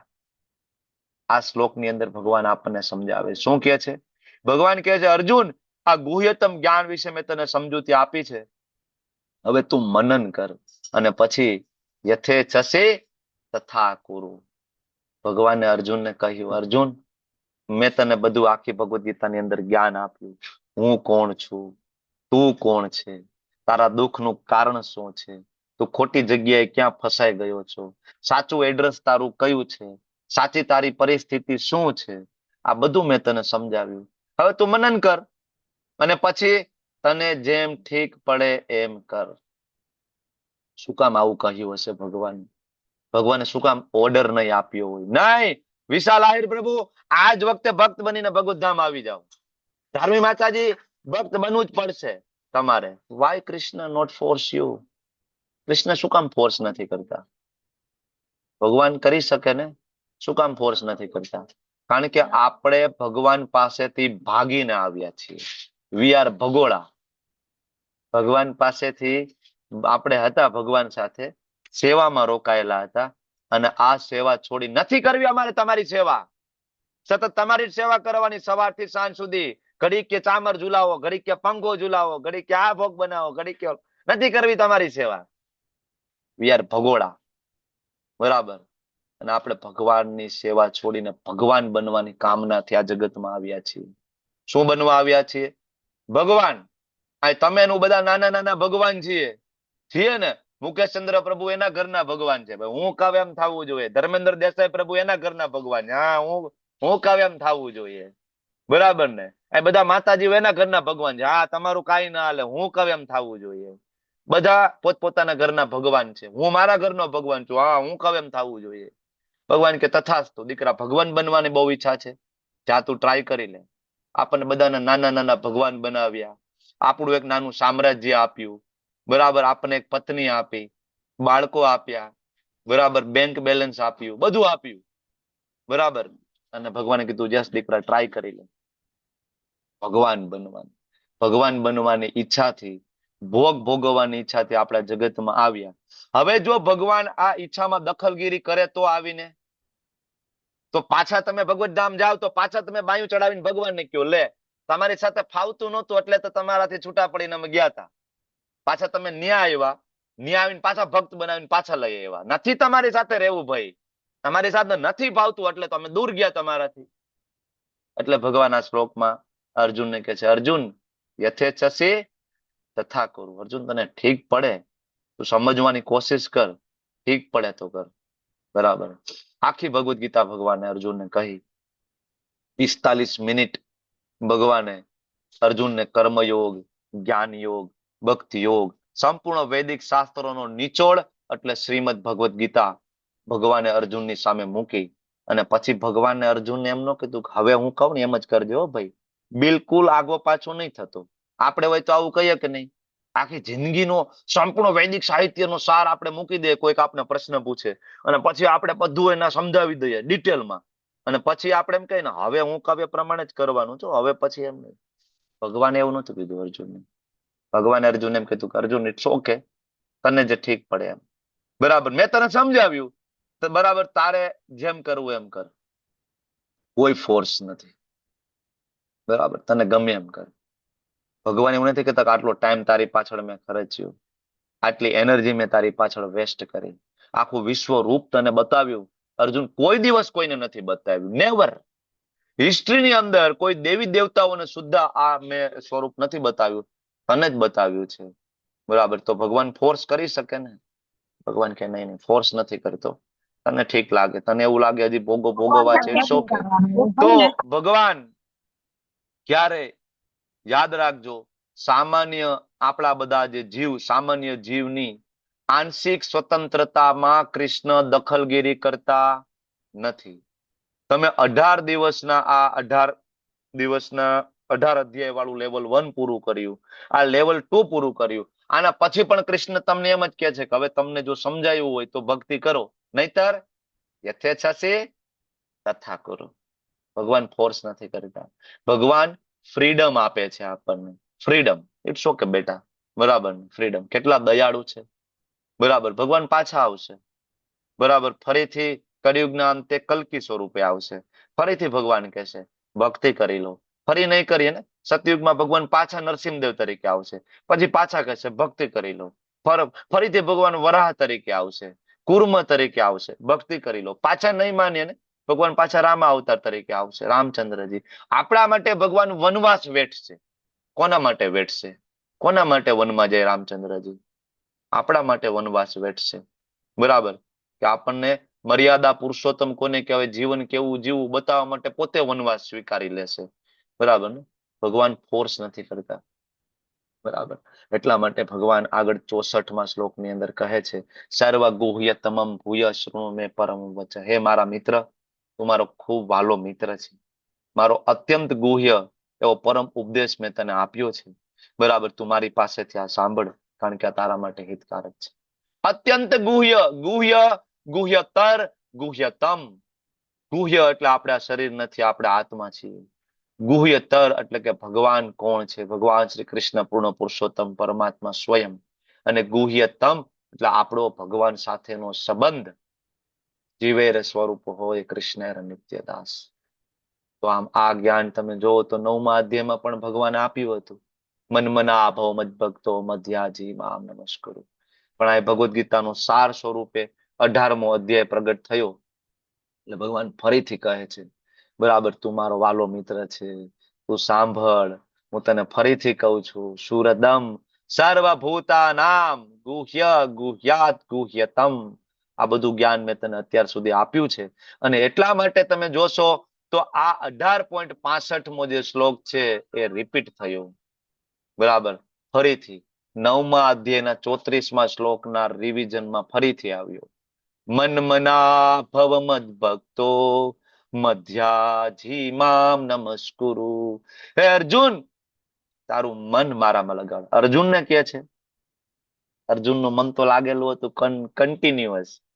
અર્જુનનું કન્ટિન્યુઅસ મન લાગેલું હતું. કોને કે છે? અર્જુન દ્વારા ભગવાન આપણને કે છે મન લગાડી દો.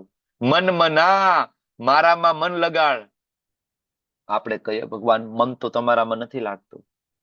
બરાબર, મન તમે કયો ને હું લગાડી દઉં કૃષ્ણ, પણ જેવી માળા હાથમાં લઉં અને જેવું એમ થાય કે તમારામાં મન લગાડું ત્યારે 700 વિચાર આવશે. 7 મિનિટની માળામાં 700 વિચાર આવશે બીજા. તમારા સિવાય તમે કયો ને મન લગાડી દો. ભગવાન કે શો કે મારો ભક્ત બની જાને, ભક્ત બની જા. બરાબર, ભગવાન તમે કયો એનો ભક્ત બનું, પણ તમારો ભક્ત બનવું બહુ મુશ્કેલ છે. ભગવાન કે શો કે મધ્યાજી, મારી પૂજા કર. સવાર સાંજ થોડી મંગલા આરતી, પૂજા, થોડું દીવાબત્તી, ધૂપ, થોડું પુષ્પ અર્પણ, પૂજા. ભગવાન મારી પૂજા તો કોઈક બીજી છે, હું એની અત્યારે પૂજા કરી રહ્યો છું. ભગવાન અચ્છા, મન નથી લાગતું, ભક્ત પણ નથી બની શકાતું, પૂજા પણ નથી કરી શકાતું, તો ભગવાન કે મામ નમસ્કુરુ. ભગવાન કે ખાલી નાલાયક નમસ્કાર તો કર. જયારે ફ્રી થઈને ક્યારેક સમય મળે મંદિર આવીને 2 હાથ જોડી નમસ્કાર તો કર. એટલીસ્ટ વિજ્ઞાન છે. કેટલા એવા હજારો લોકો છે કે જે દિલ્હીથી વૃંદાવન ખાલી ફરવા માટે ગયા હોય અને જયારે ઇસ્કોન મંદિરમાં જાય, કીર્તન માટે જાય અને ભગવાનની સામે જયારે નમસ્કાર કરે, બધા દંડવત કરતા હોય, સાથે સાથે દંડવત કરે, ભગવાનની સામે નૃત્ય કરે, એમ કરતા કરતા કરતા શ્યામ સુંદર એવા એને મોહી લે કે ધીમે ધીમે ધીમે ભક્ત બની જાય. ભગવાન કે એકવાર તું નમસ્કાર તો કર, બાકીનું હું જોઈ લઈશ. એકવાર આવ ને, પછી બાકીનું બધું આપણું ટ્રેપ ચાલુ થશે. ભગવાન કે એવો તો તને મોહી લઈશ ને, નમસ્કાર કરતા કરતા તું પૂજા કરવા માંડીશ. પૂજા કરતા કરતા એક દી તું ભક્ત બની જઈશ, અને ભક્ત એક દિવસ બની જાય તો તારું મન પણ લાગી જશે. એટલે ભગવાન કે છે મન લગાડી દે, મન લાગે તો ભક્ત બની જા, ભક્ત ના થાય તો પૂજા કર, પૂજા ના કર તો નમસ્કાર. ભગવાન કેટલા ઓપ્શન આપે છે. એટલે ભગવાન આપણને લઈ જવા માટે આતુર છે, પણ શું આપણે આતુર છીએ ભગવાન પાસે જવા માટે? અત્યારે હમણાં એ ઘોષણા થાય તાત્કાલિક ધોરણે કે વૈકુંઠ માંથી વિમાનો આવી ગયા છે, ચાલો તમારા ગામની અંદર. આમાંથી કેટલા લોકો રેડી થઈ જાય? અત્યારે જ વિમાન આવી ગયા છે, તાત્કાલિક જવાનું છે. બરાબર, એ આપણે આમ હેન્ડરેસ તો કરી શકીએ, પણ વાસ્તવિક ખરેખર આવું થાય તો તમને ઘટના સંત તુકારામ વાળી ઘટના તમને યાદ આવે. ભગવાનના મહાન ભક્ત સંત તુકારામ માટે વિમાન આવ્યા હતા, બરાબર, પંઢરપુરમાં. અને જેવું વિમાન આવ્યું ને તો તુકારામજી ને એવું હતું કે આખા ગામને લઈને હું જાઉં વૈકુંઠ. બરાબર, તુકારામજી દોડીને ગયા ગામમાં કે ચાલો ચાલો ભગવાનના વિમાન આવી ગયા છે. ઘરે જઈને પત્નીને કીધું ચાલ, કે વિમાન આવી ગયું આપણા માટે વૈકુંઠમાં. અરે આ ભેંસને કોણ નવડાવશે? એ કે ઘરમાં ઓલી નાની એવી ભેંસ હતી ત્યારે. કે આને કોણ નવડાવશે? હજી તો બાકી છે, તમે કરો જે કરતા હોય, વિઠ્ઠલ વિઠ્ઠલ વિઠ્ઠલ કરતા હોય કરો, બરાબર, અમાર ન થવું. કેવું બહુ સહેલું છે. અત્યારે પણ જો ભગવાનના વિમાન આવીને ઉભા રહીએ તો આપણા હૃદયમાં તરત પ્રશ્ન ઉભો થાય. હજી તો હમણાં જ અભિને મોકલો છે ઓસ્ટ્રેલિયા, સેટલ થઈ ગયો કે નહીં? બરાબર, વિક્રમ બન્યા પ્રભુ તરત ચિંતા થાય હિરલ માતાજીને. એ તો ઠીક છે, અમે બે તો વૈકુંઠ થયો, મારો અભી ઓસ્ટ્રેલિયા આજે હમણાં ગયો, હજી તેનું રહેવાનું માન સેટલ થાય છે. આજે જ મારી વાત થઈ હતી વિડીયો કોલમાં, એટલે હું કહું છું રહેવાનું માન સેટલ થાય, પ્રસાદનું સેટલ, ધીમે ધીમે તરત ચિંતા થાય. અને જયારે આવો વિચાર આવે તો ભગવાન કહી દે ના ના, તો 1 મિનિટ તું રોકાઈ જા ભાઈ. કારણ કે વિચાર આવે તો પણ ભગવાન ના લઈ જાય ને. અંતકાલે ચ મામ એવ સ્મરણ મુક્તવા કલેરો, મામ એવ ઓનલી કૃષ્ણ, નથિંગ એલ્સ. બીજો કોઈ પણ વિચાર આવ્યો મતલબ તમારી ઈચ્છાઓ બાકી છે. તમે ત્યાં જઈને પણ ચિંતા કરશો તો ભગવાનની સેવા નહીં કરી શકો, તો ભગવાન નહીં લઈ જાય આપણને. બરાબર ને? એટલા માટે Bhagwan is waiting for us. Krishna આપણી રાહ જોવે છે, સતત રાહ જોવે છે કે ક્યારે આપણે ભગવાનની સામે જોઈએ. એટલે ભગવાન ફરીથી કહે છે, બરાબર ને, કે મારું ચિંતન કર, મારી પાસે આવી જાય. તું મારો બહુ વાલો મિત્ર છે. તમે જોયું આ શબ્દ કેટલો સરસ ભગવાને મૂક્યો છે. પ્રતિ જાને પ્રિયો અસી મેં. ભગવાન કે તું મારો બહુ વાલો મિત્ર છે, હું તને બહુ પ્રેમ કરું છું. લાગે છે આપણામાં કઈ પ્રેમ કરવા, આપણને આપણા ઘરના પ્રેમ નથી કરતા. બરાબર, જયારે ભગવાન ભગવદ ગીતામાં આવીને એમ કે છે કે હું તને બહુ પ્રેમ કરું છું. બરાબર ને? આ જગતની અંદર ક્યાંય પ્રેમ નથી. બરાબર, પ્રેમના નામે વેમ છે. આ લખવું હોય તો ક્યાંક લખી રાખજો. જગતની અંદર ક્યાંય પ્રેમ નથી. બરાબર, I scratch your back, you scratch my back. Simple. બરાબર, મને તારામાં સ્વાર્થ છે, તને મારામાં સ્વાર્થ છે. આ જગત આખું સ્વાર્થ ઉપર ચાલી રહ્યું છે માયાદેવીના કારણે. બરાબર, સ્વાર્થ પૂરો થઈ જાય, જગતની અંદર કોઈ સંબંધો નથી. નો રિલેશનશિપ ઇન ધીસ વર્લ્ડ. બરાબર, પણ ભગવાન અહીંયા કહે છે પ્રતિ જાને પ્રિયો અસી મેં, હું તને બહુ પ્રેમ કરું છું, પ્લીઝ મારી પાસે આવી જાને, વેઇટિંગ ફોર યુ. આવી જાને. બરાબર, ભગવાન એટલો પ્રેમ કરે, હું વારંવાર કહું, શિલા ભક્તિનો ઠાકોરજી એની એક બુકમાં લખે છે કે ભગવાન આપણને એટલો પ્રેમ કરે છે કે આપણે આપણા પાપ કર્મના કારણે ભૂંડ બની જાય ને, બરાબર, ને આપણે મળમૂત્ર ખાતા હોઈએ ને, તો પણ કૃષ્ણ આપણા હૃદયમાં આપણી સાથે રહે. એ સમય એવા ગંદા શરીરમાં કૃષ્ણ આપણી સાથે રહે છે. આપણે જયારે ગટરની નાલીમાં કોકરોચ સ્વરૂપે આપણો જન્મ થઈ ગયો હોય ને, આપણે ગટરની નાલીમાં, તો કૃષ્ણ એ ગટરની નાલીમાં રહેવા આપણી સાથે આવે. કોઈ છે આપણી સાથે? બરાબર, જે પત્નીને આપણે અત્યારે ખૂબ પ્રેમ કરતા હોય, પતિને ખૂબ પ્રેમ કરતા હોય ને, બરાબર, રાતોરાત પાયમાલી આવી જાય ને, અને બંગલામાંથી ક્યાંક નાના મકાનમાં રહેવા જવાનું થાય ને મોઢું બગડી જાય એ પત્નીને કે પતિને, કે ખોટી વાત છે? તરત મોઢું બગડી જાય. બરાબર ને? જેવી તેવી જગ્યાએ રહેવા માટે પણ આપણી સાથે તૈયાર ના થાય, પણ ભગવાન ગટરની નાલીમાં આપણી સાથે રહેવા માટે આવે. એટલા માટે ભગવાન ભગવદ્ ગીતાનો અલ્ટિમેટ ટ્રુથ અને આખી ભગવદ્ ગીતાનો સાર, એક શ્લોકી ભગવદ્ ગીતા જેને કહેવાય, એ હવે આપે છે. સર્વ ધર્માન પરિત્યજ્ય મામ એકમ શરણમ વ્રજ. સર્વ ધર્માન પરિત્યજ્ય, બધા ધર્મો છોડો, ઇવન વર્ણાશ્રમ ધર્મ ઇન્ક્લુડિંગ ઓલ, બધા જ ધર્મો છોડો. ભગવાન કે બધું જ છોડો. મામ એકમ, માત્ર મારા શરણે.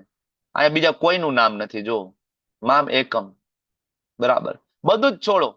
બરાબર, આપણે તો નવું કેટલાય બધા ધર્મો બનાવીને બેસી ગયા, અપસંપ્રદાયો બનાવીને બેસી ગયા. ભગવાન કે મારા એકના શરણે આવો. શું થશે?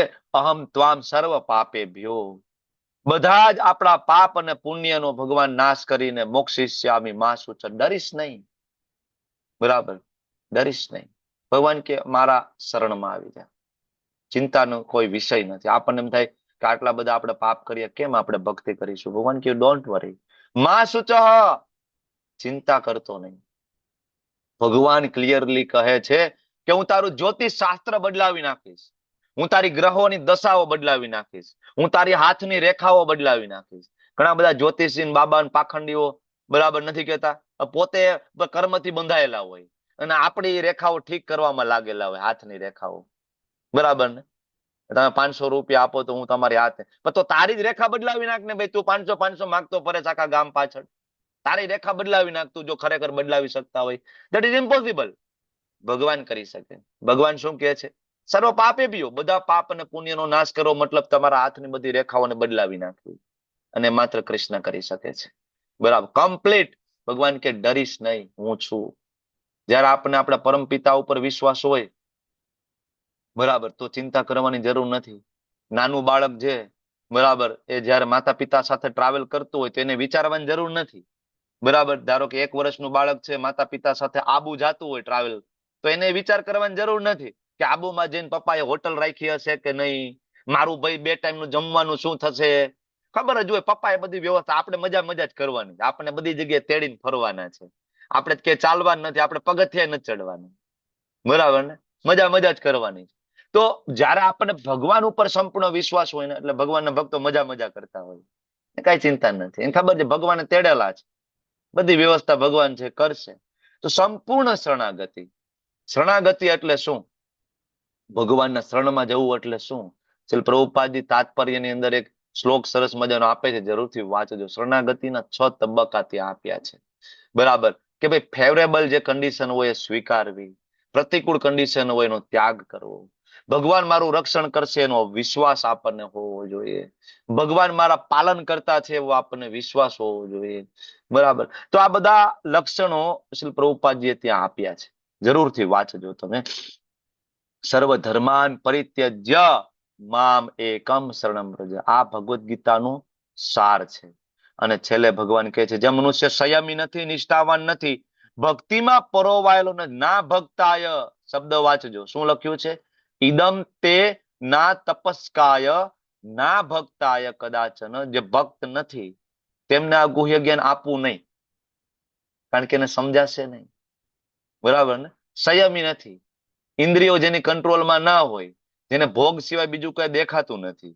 બીજું જે નિષ્ઠાવાન નથી, જે નિષ્ઠાવાન નથી, તમે જો અત્યારે આપણી સાથે લેવલ 1 ની અંદર પહેલા દિવસે 250 લોકો હતા. બરાબર. આજે એની નિષ્ઠા ના હોવાના કારણે આજે છેલ્લા દિવસે આપણી સાથે નથી. છે તો ઓટોમેટિક એને ભગવદ્ ગીતાનું જ્ઞાન પ્રાપ્ત નહીં થાય, કારણ કે નિષ્ઠા નથી. બીજું ભક્તિમાં નથી, જે નાસ્તિક છે. પછી જે દ્વેષ કરનાર છે, બરાબર, જે બીજાનો દ્વેષ કરે છે, જે ભગવાનથી દ્વેષ કરે, ખાલી કૃષ્ણ જ ભગવાન છે એવું, બીજા કોઈ ભગવાન નથી. તો આવો જે ભગવાનનો દ્વેષી વ્યક્તિ છે, ભગવાન કે એને આ જ્ઞાન આપવાની જરૂર નથી. એના જ્ઞાન આપવાની જરૂર, ભગવાન તો ચોખ્ખી ના પડે. છતાં ભગવાનના ભક્તો છે એ ભગવાન કરતા વધારે દયાળુ હોય, કારણ કે ભગવાનની એક શક્તિ છે, કરુણા શક્તિ, અને એ માત્ર ભગવાનના ભક્તો કેરી કરે છે. શ્રીલ પ્રભુપાદજી કેરી કરે. પ્રભુપાદ અમેરિકા ગયા અને આવા જ લોકો જેને ભગવાનમાં શ્રદ્ધા નહોતી, બરાબર, એ બધાને ભગવદ્ ગીતાનું જ્ઞાન આપ્યું. ભગવાન તો ના પાડે છતાં ભક્તો આપે. બરાબર. તો આગળ ભગવાન જે કહે છે કે ય ઇદમ પરમમ ગુહ્યમ, આ 2 શ્લોક છે, બહુ જ મહત્વના છે. મદ ભક્તેશ અભિદાસ્યતિ ભક્તિમયી પરામ કૃત્વા મામે વેશ્યસી અસંશય. આ 2 શ્લોક દ્વારા જે પ્રીચર લોકો જે છે, જે લોકો ભગવાનના ભક્તો છે, જેને પોતાનું જીવન ભગવાનને સમર્પિત કરી દીધું છે, એ આ 2 શ્લોકના કારણે. આ 2 શ્લોકની અંદર ભગવાન ગેરંટી આપે છે. શું ગેરંટી આપે છે? કે જે મનુષ્ય ભક્તોને આ પરમ રહસ્ય બતાવે છે. કયું પરમ રહસ્ય? ભગવદ્ ગીતાનું. તો અંતે શું પ્રાપ્ત કરે છે? ભક્તિમયી પરામ કૃત્વા, મારી ભક્તિ એને પ્રાપ્ત થશે. અને બીજું, મામે વેશ્યસી, મારી પાસે આવી જશે અસંશયમાં, કોઈ ડાઉટ નથી. મતલબ અહીંયા આ શ્લોકની અંદર એક ગેરંટી સાઇન કરેલી છે બાય કૃષ્ણ. એક લેટર છે જેમાં નીચે સિગ્નેચર બાય કૃષ્ણ. શું ગેરંટી આપેલી છે? કે જે કોઈ વ્યક્તિ ભગવદ્ ગીતાનો પ્રચાર કરશે, જે કોઈ વ્યક્તિ, બરાબર. શું કામ ભક્તો આટલી મહેનત કરે છે? તમે જો ઇસ્કોન ની અંદર તમે જો બધા હાઈ પ્રોફાઇલ લોકો, જેનું આઈઆઈટી, આઈઆઈએમ, એન્જિનિયર, ડોક્ટર થી લઈને બધા, ઘણા બધા ટીચર્સ, ઘણા બધા આપણા માતાજીઓ ગૃહિણી પણ હાઈ પ્રોફાઇલ જ કહેવાય ને, કે થોડું સહેલું છે ખાલી નોકરી કરવા જાવ હાઈ પ્રોફાઇલ ના કહેવાય. ઘરે 3 ટાઈમની રસોઈ બનાવી તો ખબર પડે. ઘર સાચવવું તો કઈ નાની વાત તો નથી ને. તો આ બધી ગૃહિણીઓ, બધા માતાજીઓ શું કામ આની પાછળ લાગેલા છે? ઘણા બધા એ બીજી છે ને, કો હોસ્ટની સેવા, એડમિનની સેવા, બરાબર, યુટ્યુબ મેનેજ કરવું, ઝૂમ આપણું મેનેજ કરવું. બધા ટીચર છે એ તનતોડ મહેનત કરીને ક્લાસની તૈયારી કરી રહ્યા છે. લેવલ 1, 2, 3, 4, 5, ભક્તિ શાસ્ત્રી, ભક્તિ વૈભવ. શું કામ કરી રહ્યા છે? શું કામ? પોતાનો આટલો કિંમતી સમય કાઢીને તમે વિચાર કરો, આખા દિવસની અંદર 2 કલાકનો ક્લાસ લેવો હોય, એની સામે 2 કલાક વાંચવું પણ પડે. બરાબર. તો આ એક ક્લાસ લેવા માટે 4-5 કલાકનો સમય જાય. હવે એ વ્યક્તિ 5 કલાક ક્યાંક રોજ કામ કરવા જાય તો કોલ સેન્ટરમાં 5 કલાક રોજે, મહિનામાં 20-25 હજાર 30 હજાર સેલરી આપે ને કોલ સેન્ટર વાળા. 20 હજાર 10 હજાર તો સામાન્ય આપે ને. 5 કલાક રોજ ક્યાંક કામ કરવા જાવ. અરે ક્યાંક ખેતીવાડીમાં કપાસ વીણવા જાવ 5 કલાક, તોય 300 રૂપિયા તમને રોજ આપે છે અત્યારે. એ ખોટી વાત છે? જ્યાં ખેડૂત છે 300-400 રૂપિયા રોજ આપે. બરાબર. તો અહીંયા આવીને ભગવદ્ ગીતાનો ક્લાસ લેવો, અને ક્લાસ લેવા માટે 2-4 કલાક વાંચવું, રોજનું આ 5-7 કલાક આપવી, એના કરતા કપા વીણવા જઈએ. બરાબર. મહિને 10-15 હજાર રૂપિયાની આવક થશે, વર્ષે 2-3 લાખ રૂપિયાની આવક થશે. પણ શું કામ ભક્તો આ બધું છોડીને આ કરી રહ્યા છે? વાય? ભગવાન અહીંયા ગેરંટી સાઇન કરેલી છે. શું? બરાબર ને, મારા ધામમાં આવી જશે, મને પરમ ભક્તિ આપીશ. બરાબર. એટલા માટે હું વારંવાર કહું કે ટીચિંગની સેવા, કોર્સની સેવા, એડમિનની સેવા તમે જરૂરથી લો. બરાબર. અમુક લીલા પ્રભુ એના લેક્ચરમાં સરસ કે ભાઈ ટીચરની સામે 100 લોકો હોય કે 200 લોકો હોય, ટીચર બરડા પાડી પાડીને બોલે, બરાબર, આમ કરો આમ કરો, એની સામે રહેલા 100-200 લોકોમાંથી કદાચ એકેય ના સુધરે, પણ એક વ્યક્તિ જરૂર સુધરે, ધીમે ધીમે ધીમે ધીમે ધીમે ધીમે. કોણ કોણ સુધરે? એ એક વ્યક્તિ, ટીચર પોતે. ટીચર પોતે. ટીચર પોતે. એક વ્યક્તિ તો ધીમે ધીમે સુધરે 100%, કારણ કે એને ગુરુ પરંપરા સહાયતા કરે કરે ને કરે, એ વ્યક્તિ ધીમે ધીમે સુધરે. તો ભગવાન ગેરંટી આપે છે, બરાબર, કોઈ શંકા નથી, બરાબર. એટલા માટે ભક્તો આ પરમ રહસ્ય બીજા ભક્તને આપે છે, સમજાવે છે, બરાબર, અને ભગવાનની શુદ્ધ ભક્તિનો પ્રચાર કરે છે. અને 69 જે શ્લોક છે એમાં ભગવાન ફરીથી એ વાત ઉપર ભાર મૂકે છે. ન ચ તસ્માત મનુષ્યેષુ કશ્ચિન મે પ્રિય કૃતમ ભવિતા ન ચ મે તસ્માદ અન્ય પ્રિયતરો ભુવિ. ભગવાન કહે છે કે આ પ્રીચર જે છે, આ જે ટીચર, આ કોહોસ્ટ, આ એડમિન, જો પ્રચાર કરવો એટલે એવું નહીં ખાલી ક્લાસ લેવો. પ્રચાર કરવો એટલે તમે આ લિંક ને તમારા વોટ્સએપના સ્ટેટસમાં મૂકો, એને પણ પ્રચાર કહેવાય. તિલક કરવું, એને પણ પ્રચાર કહેવાય. બીજાને પ્રસાદ આપવો, એને પણ પ્રચાર કહેવાય. ભગવાનનો શ્રૃંગાર કરવો, એને પણ પ્રચાર કહેવાય. ભગવાનના મંદિરમાં દાન આપવું, એને પણ પ્રચાર કહેવાય. ભગવાનના મંદિરમાં સાફ સફાઈ કરવી, એને પણ પ્રચાર કહેવાય. પ્રચાર એટલે એવું નહીં ખાલી ક્લાસ જ લેવો. તો જે કોઈ ભગવાનની કોઈ પણ સેવા સાથે જોડાયેલું છે, ભગવાન કહે છે એનાથી વધારે મને કોઈ પ્રિય હતું નહીં, છે નહીં, અને થશે નહીં. આ 2 શ્લોકની અંદર ભગવાને એવું કીધું કે જે દાન કરે એ મને પ્રિય છે, યજ્ઞ કરે એ મને પ્રિય છે, કર્મકાંડ કરે એ મને પ્રિય છે, ધ્યાન કરે એ મને પ્રિય છે, વેદ વાંચે એ મને પ્રિય છે નહીં. ભગવાને શું કીધું? કે મારું આ જ્ઞાન જે બીજાને વેચશે. એટલા માટે ઇસ્કોન આખા વિશ્વની અંદર ભગવદ્ ગીતાનો પ્રચાર કરી રહ્યું છે. તનતોડ મહેનત બધા ભક્તો કરી રહ્યા છે, ડાયરેક્ટ ઓર્ડર બાય કૃષ્ણ, બરાબર. એટલા માટે ભગવાન આ નથી કહેતા ગુફામાં જાઓ, તપ કરો, અષ્ટાંગ યોગ કરો, જ્ઞાન લો, કર્મયોગ. નો નો નો. ભગવાન કહે છે પ્રીચર્સ, બરાબર, ભગવદ્ ગીતાનું જ્ઞાન આપો, પ્રચાર કરો. પોતાની લાઈફમાં પણ પરિવર્તન થશે અને બીજાની લાઈફમાં પણ ધીમે ધીમે ધીમે પરિવર્તન થશે. એટલે પ્રીચિંગ બહુ મહત્વનું છે. પ્રચાર હી સાર હૈ. ઘણા બધા લોકો આજે આપણે જોઈએ છીએ, આપણા જ લોકોને આપણા ધર્મનું કોઈ જ્ઞાન નથી. એટલા માટે જ બીજા લોકો આપણા ઉપર હાવી થઈ જાય ને. આપણા લોકોને આપણા ધર્મનું જ્ઞાન નથી. આપણે આપણા ધર્મને બદનામ કરવામાં અને આપણા તહેવારોને બદનામ કરવામાં આપણો સૌથી મોટો ફાળો છે. તમે બધા આપણા તહેવારો લઈ લો ને. નવરાત્રીમાં આપણે શું કરીને બેઠા છીએ, દિવાળીમાં શું કરીને બેઠા, હોળીના નામે આપણે શું કરીએ છીએ? હમણાં 2 દિવસ પહેલા હોળી ગઈ. હોળીના નામે આપણે શું કરીએ છીએ ખરેખર? બરાબર ને? છોકરીઓની છેડતી, બરાબર, ખોટી રીતના એને સ્પર્શ કરવો, બરાબર, અડપલા કરવા, જોયું છે ને, બધી જગ્યાએ થાય છે ને. તો આ બધું બદનામ અને આપણો ધર્મને બદનામ કરવા માટે કોણ જવાબદાર છે? આપણે જ આપણા ધર્મને જાણતા નથી કે ખરેખર સનાતન ધર્મ શું છે. એટલા માટે ઇસ્કોનના ફાળે આ શ્રેય જાય છે, કારણ કે ઇસ્કોને આ કાર્ય આખા વિશ્વની અંદર કર્યું છે. સાચો સનાતન ધર્મ નો પ્રચાર કરવાનું કામ ઘણી બીજી સંસ્થાઓ છે, બરાબર, પણ ખરેખર ધર્મનો પ્રચાર, રાધા કૃષ્ણની ભક્તિ, રામકૃષ્ણની ભક્તિ, લક્ષ્મીનારાયણની ભક્તિ જો કોઈ પ્રચાર કર્યો હોય, પછી રશિયા હોય, જાપાન હોય, બાંગ્લાદેશ હોય, વોટ એવર, કે પાકિસ્તાન હોય, બધી જગ્યાએ આ સંસ્કૃતિ ઇસ્કોને આપી છે. બધી જગ્યાએ, બરાબર. પ્રચાર હી સાર હૈ. અને ભગવાન આગળ કહે છે, અને હું જાહેર કરું છું, જે મનુષ્ય આપણા સંવાદનું અધ્યયન કરે છે એ બુદ્ધિથી મારી પૂજા કરે છે. ભગવદ્ ગીતા જે કોઈ સરસ સમજી જાય, જેને ખબર પડી જશે કે શરણાગતિ એટલે શું, ભગવાન કે બુદ્ધિથી મારી પૂજા કરે. ભાઈ, ભગવદ્ ગીતા આવે ઘરમાં એટલે લાલ કપડામાં વીટીને મંદિરમાં રાખીને એની પૂજા કરવાની જરૂર નથી રોજ. ઠીક છે, પહેલી વાર આવે તમે વેલકમ કરો, બરાબર, દીવો કરો, અગરબત્તી કરો, ફૂલ અર્પણ કરો, ઇટ્સ ઓકે. ભાગવતમને ફૂલ અર્પણ કરો, ઇટ્સ ઓકે. પણ એને વાંચવું એની પૂજા છે. નહીં કે એને મંદિરમાં લાલ કપડું વીટીને ગાંઠ મારી દો ટાઈટ ને પછી એમાં રોજ દીવાબત્તી કરો, એ એની પૂજા નથી. ભગવાન અહીં ક્લિયરલી કહે છે એ મારી પૂજા છે જે એને વાંચશે. 18 અધ્યાય, 40 કલાક ઓલમોસ્ટ, એના કરતા પણ વધારે કલાકથી આપણે શું કરી રહ્યા છીએ? ભગવાનની પૂજા કરી રહ્યા છીએ. ભગવાન શ્રી કૃષ્ણની પૂજા કરી રહ્યા છે. અને ભગવાન કહે છે જે મનુષ્ય શ્રદ્ધાપૂર્વક, 2 વસ્તુ બહુ મહત્વની છે, જુઓ, શ્રદ્ધા અને દ્વેષ રહિત થઈને આ સાંભળવું. જો પાપ કર્મ માટે, પાપમાંથી મુક્ત થવા માટે લોકો હરિદ્વાર જાય છે, ટ્રેનની ટિકિટ ખર્ચીને ગંગાજીમાં ડૂબકી મારે છે. ગંગાજી પાપ ધોવે છે, એમાં કોઈ શંકાને સ્થાન નથી. ગંગાજી આપણા પાપ ધોવે જ છે. પણ હું એમ કહું કે કાંઈ કરવાની જરૂર નથી. ખાલી આ ક્લાસમાં આવો અને શ્રદ્ધાપૂર્વક અને દ્વેષ રહિત થઈને ખાલી તમે સાંભળો. સાંભળવાથી શું થાય? ભગવાન કે પાપમાંથી મુક્ત થઈ જાય અને એવા શુભ લોકો ને પ્રાપ્ત થાય જે પુણ્યાત્માઓ રહે છે, મતલબ સ્વર્ગમાં. ગોલોકની વાત નથી. ક્યાં? સ્વર્ગમાં. અરે ઉપરના લોકમાં જવા માટે અને તમારા પાપનો નાશ કરવા માટે કંઈ કરવાની જરૂર નથી.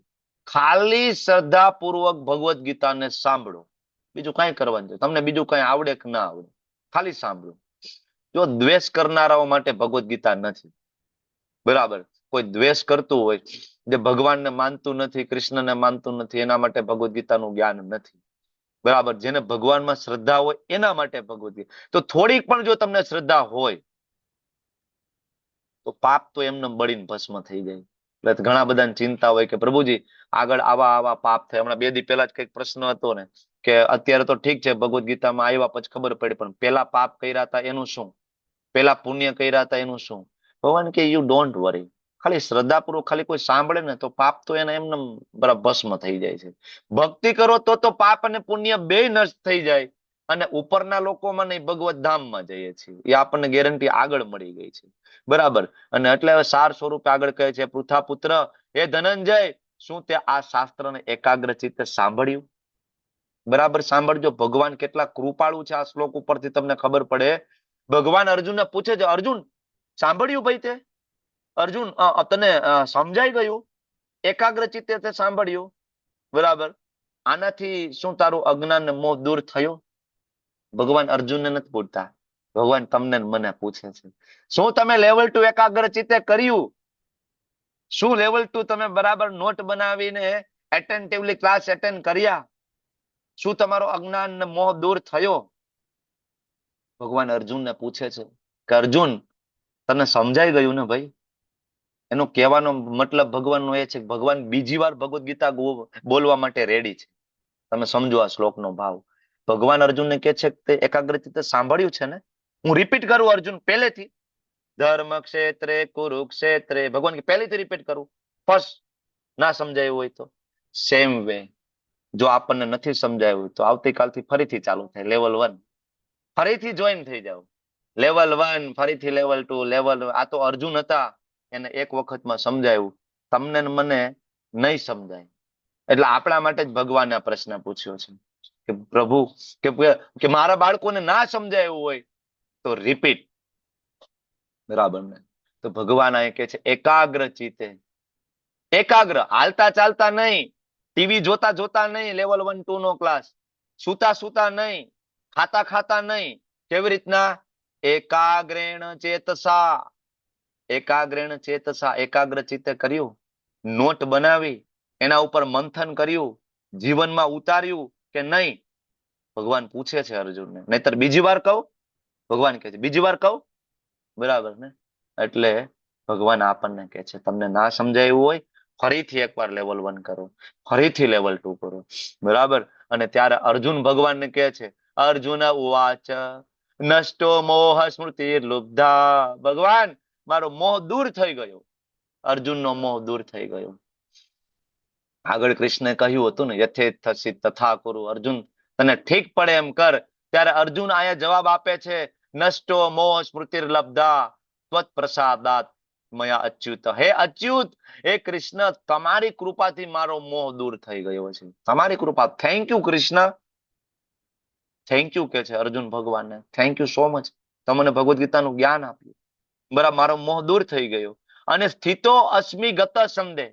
બરાબર? મારો બધો સંદેહ, ડાઉટ દૂર થઈ ગયો. અને હવે હું કરીશ્યે વચનમ તવ. તમે જેમ કીધું છે એમ જ કરીશ. આપણું હાલત જ એવી છે પ્રભુજી. બરાબર, ભગવદ્ ગીતાના અમુક શ્લોકો તો એમ લાગે જીવનમાં ઉતરે. સારું, અમુક શ્લોકોમાં હજી મને થોડુંક એવું લાગે કે આ તો હું પ્રેક્ટિકલી નહીં કરી શકું. આ જીવનમાં નહીં ઉતરે. આટલું ઉતરે, આટલું ઉતરે, આટલું નહીં ઉતરે. એમ નહીં. કરીશ્ય વચનમ તવ, તમે જેમ કહ્યું છે એ જ પ્રમાણે. બરાબર?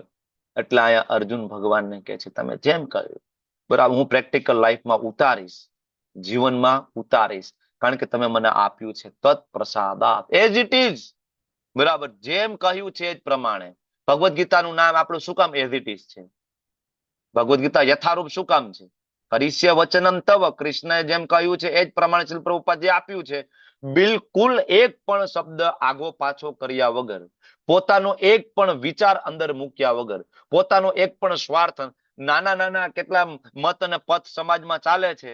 આજકાલે મત અને પથ પોતાના ગુરુ દ્વારા જ ઓળખાય છે.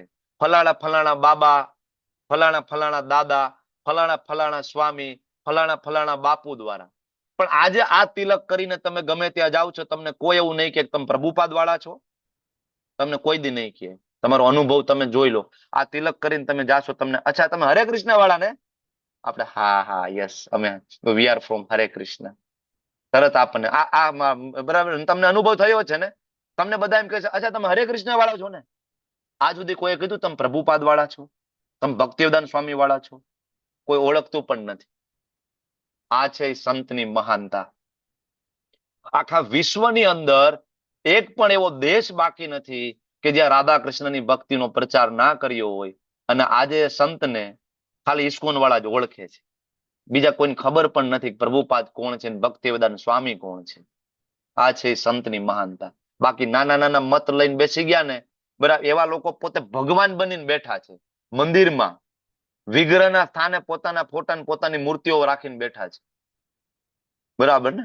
પ્રભુપાદે એવું ના કર્યું, કારણ કે કરીશે વચનમ તવ યથારૂપ. ભગવાન જેવી રીતના કહેવા માંગતા હતા એવી રીતના, આઈ એમ સર્વન્ટ ઓફ લોર્ડ, બસ હું તો ભગવાનનો દાસ છું. પ્રભુપાદે પોતાની જાતને ક્યાંય હાઇલાઇટ નથી કર્યું, ક્યાંય નથી હાઇલાઇટ કર્યો. બરાબર ને? તો એટલા માટે કરીશે વચનમ તવ. ઇસ્કોન એટલે શું? ઇસ્કોન એટલે કરીશે વચનમ તવ. ભગવાને કીધું બ્રહ્મ મુહૂર્તમાં ઉઠવાનું તો ઉઠવાનું, ભગવાને કીધું તિલક કરવાનું તો કરવાનું, ભગવાને કહ્યું જપ કરવાનું તો કરવાના, ભગવાને કહ્યું ભોગ લગાડવાનું તો લગાડવાનું, ભગવાને કહ્યું નમસ્કાર કરવાના તો કરવાના, મંદિરે જવાનું તો જવાનું. કરીશે વચનમ તવ. This is ISKCON, as it is. ભગવાન જે કહે છે એ જ પ્રમાણે કરીશે વચનમ તવ. ત્યારે હવે આગળ કહે છે સંજય ઉવાચ, કે આ પ્રમાણે કૃષ્ણ અને અર્જુન બંને મહાપુરુષોનો સંવાદ મેં સાંભળ્યો. આ સંદેશ એટલો બધો અદ્ભુત કે મારા શરીર ઉપર રોમાંચ થાય છે. સંજય ભગવાનના ભક્ત છે, બરાબર, એટલા માટે એને રોમાંચ થાય છે. આપણને રોમાંચ થાય છે આ વસ્તુ સાંભળીને?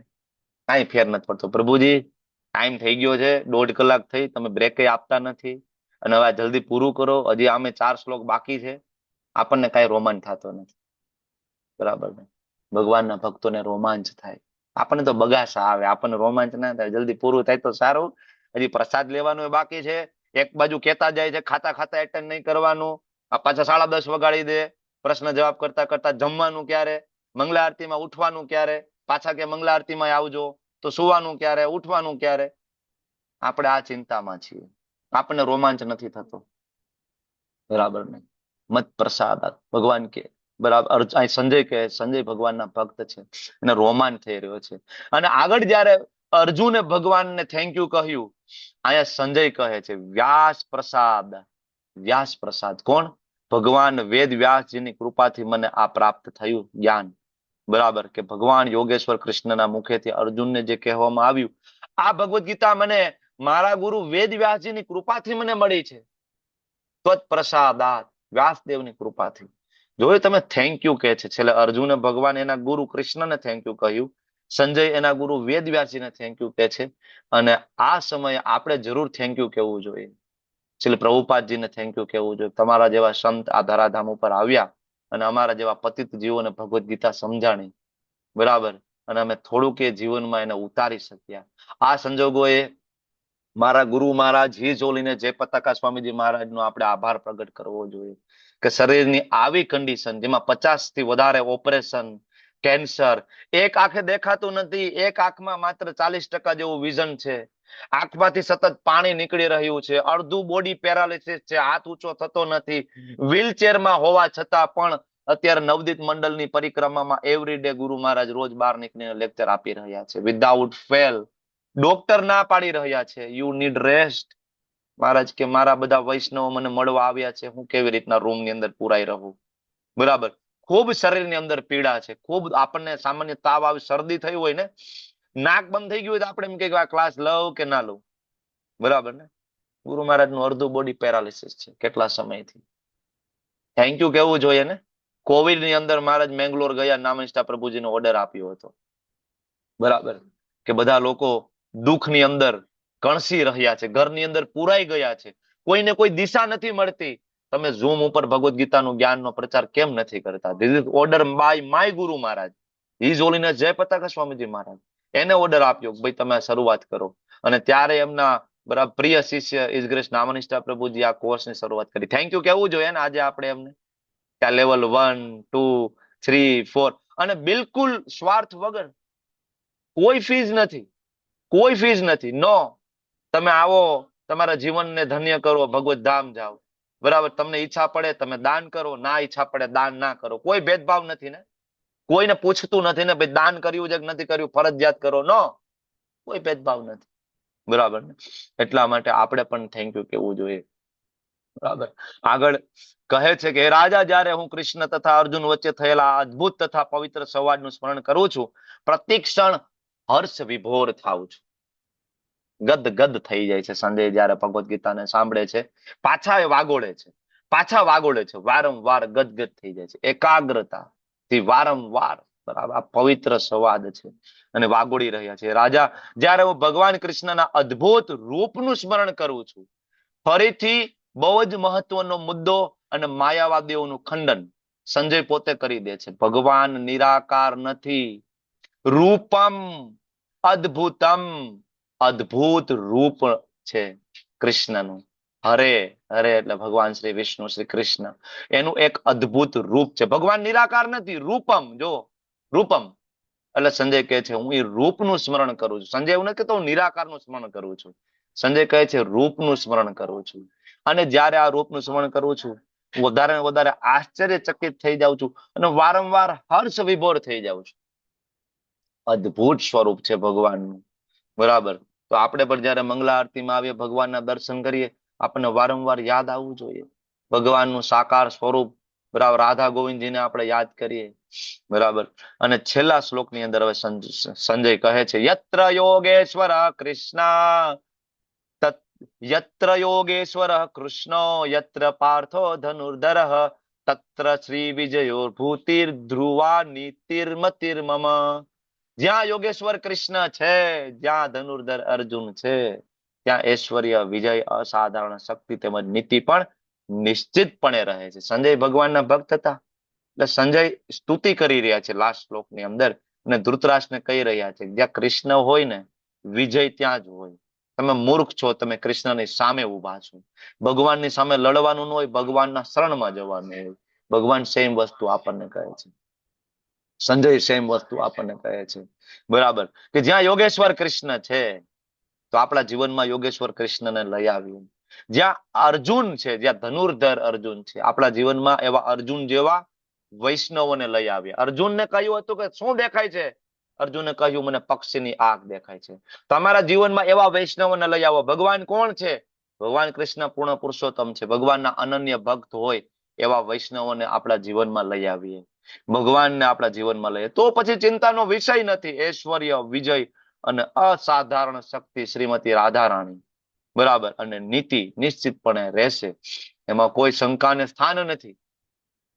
બરાબર. અર્જુન અચૂક તીર મારે છે, એમ ભગવાનના પરમ વૈષ્ણવ અચૂક તીર મારીને આપણા હૃદયની અંદર કામ, ક્રોધ, લોભ, મોહ ને ધ્વંસ કરે છે. શ્રદ્ધા આપણા હૃદયમાં લઈ આવે છે. બરાબર. તો થેન્ક યુ. તમારો બધાનો પણ ખૂબ ખૂબ આભાર. અહીંયા લેવલ 2 પૂરું થયું. ગ્રંથરાજ શ્રીમદ ભગવદ ગીતા કી જય, શ્રીમદ ભાગવતમ કી જય, શ્રી પ્રભુપાદ કી જય, શ્રી શ્રી રાધા ગોવિંદ ભગવાન કી, શ્રી શ્રી ગૌર નિતાય કી જય, શ્રી પ્રભુપાદ કી જય, નિતાય ગૌર પ્રેમાનંદે. હરી હરી બોલ. હિઝ ગ્રેસ નામનિષ્ઠા પ્રભુ કી જય, ધર્મેશ્વર કૃષ્ણ પ્રભુ કી જય, જય વહાલા વૈષ્ણવ ભક્ત વૃંદ કી જય. જય. Thank you. અને તમારા બધા માટે પણ એક જય બોલાવો, કારણ કે આ કઈ બહુ નાની તપશ્ચર્યા નથી. તો આપ સૌ વહાલા વૈષ્ણવો કી जय गौर प्रेमानंद हरि हरि वांछा कल्पतरुभ्यश्च कृपा सिंधुभ्यैव च पतितानां पावनेभ्यो वैष्णवेभ्यो नमो नमः। अनंत अनंत कोटि वैष्णव वृंद की जय, श्री प्रभुपाद की जय। हरे कृष्णा कृष्णा हरे कृष्णा कृष्णा कृष्णा हरे कृष्ण हरे, कृष्ण हरे हरे हरे राम हरे राम राम राम राम हरे हरे। राम हरे हरे। हरे हरे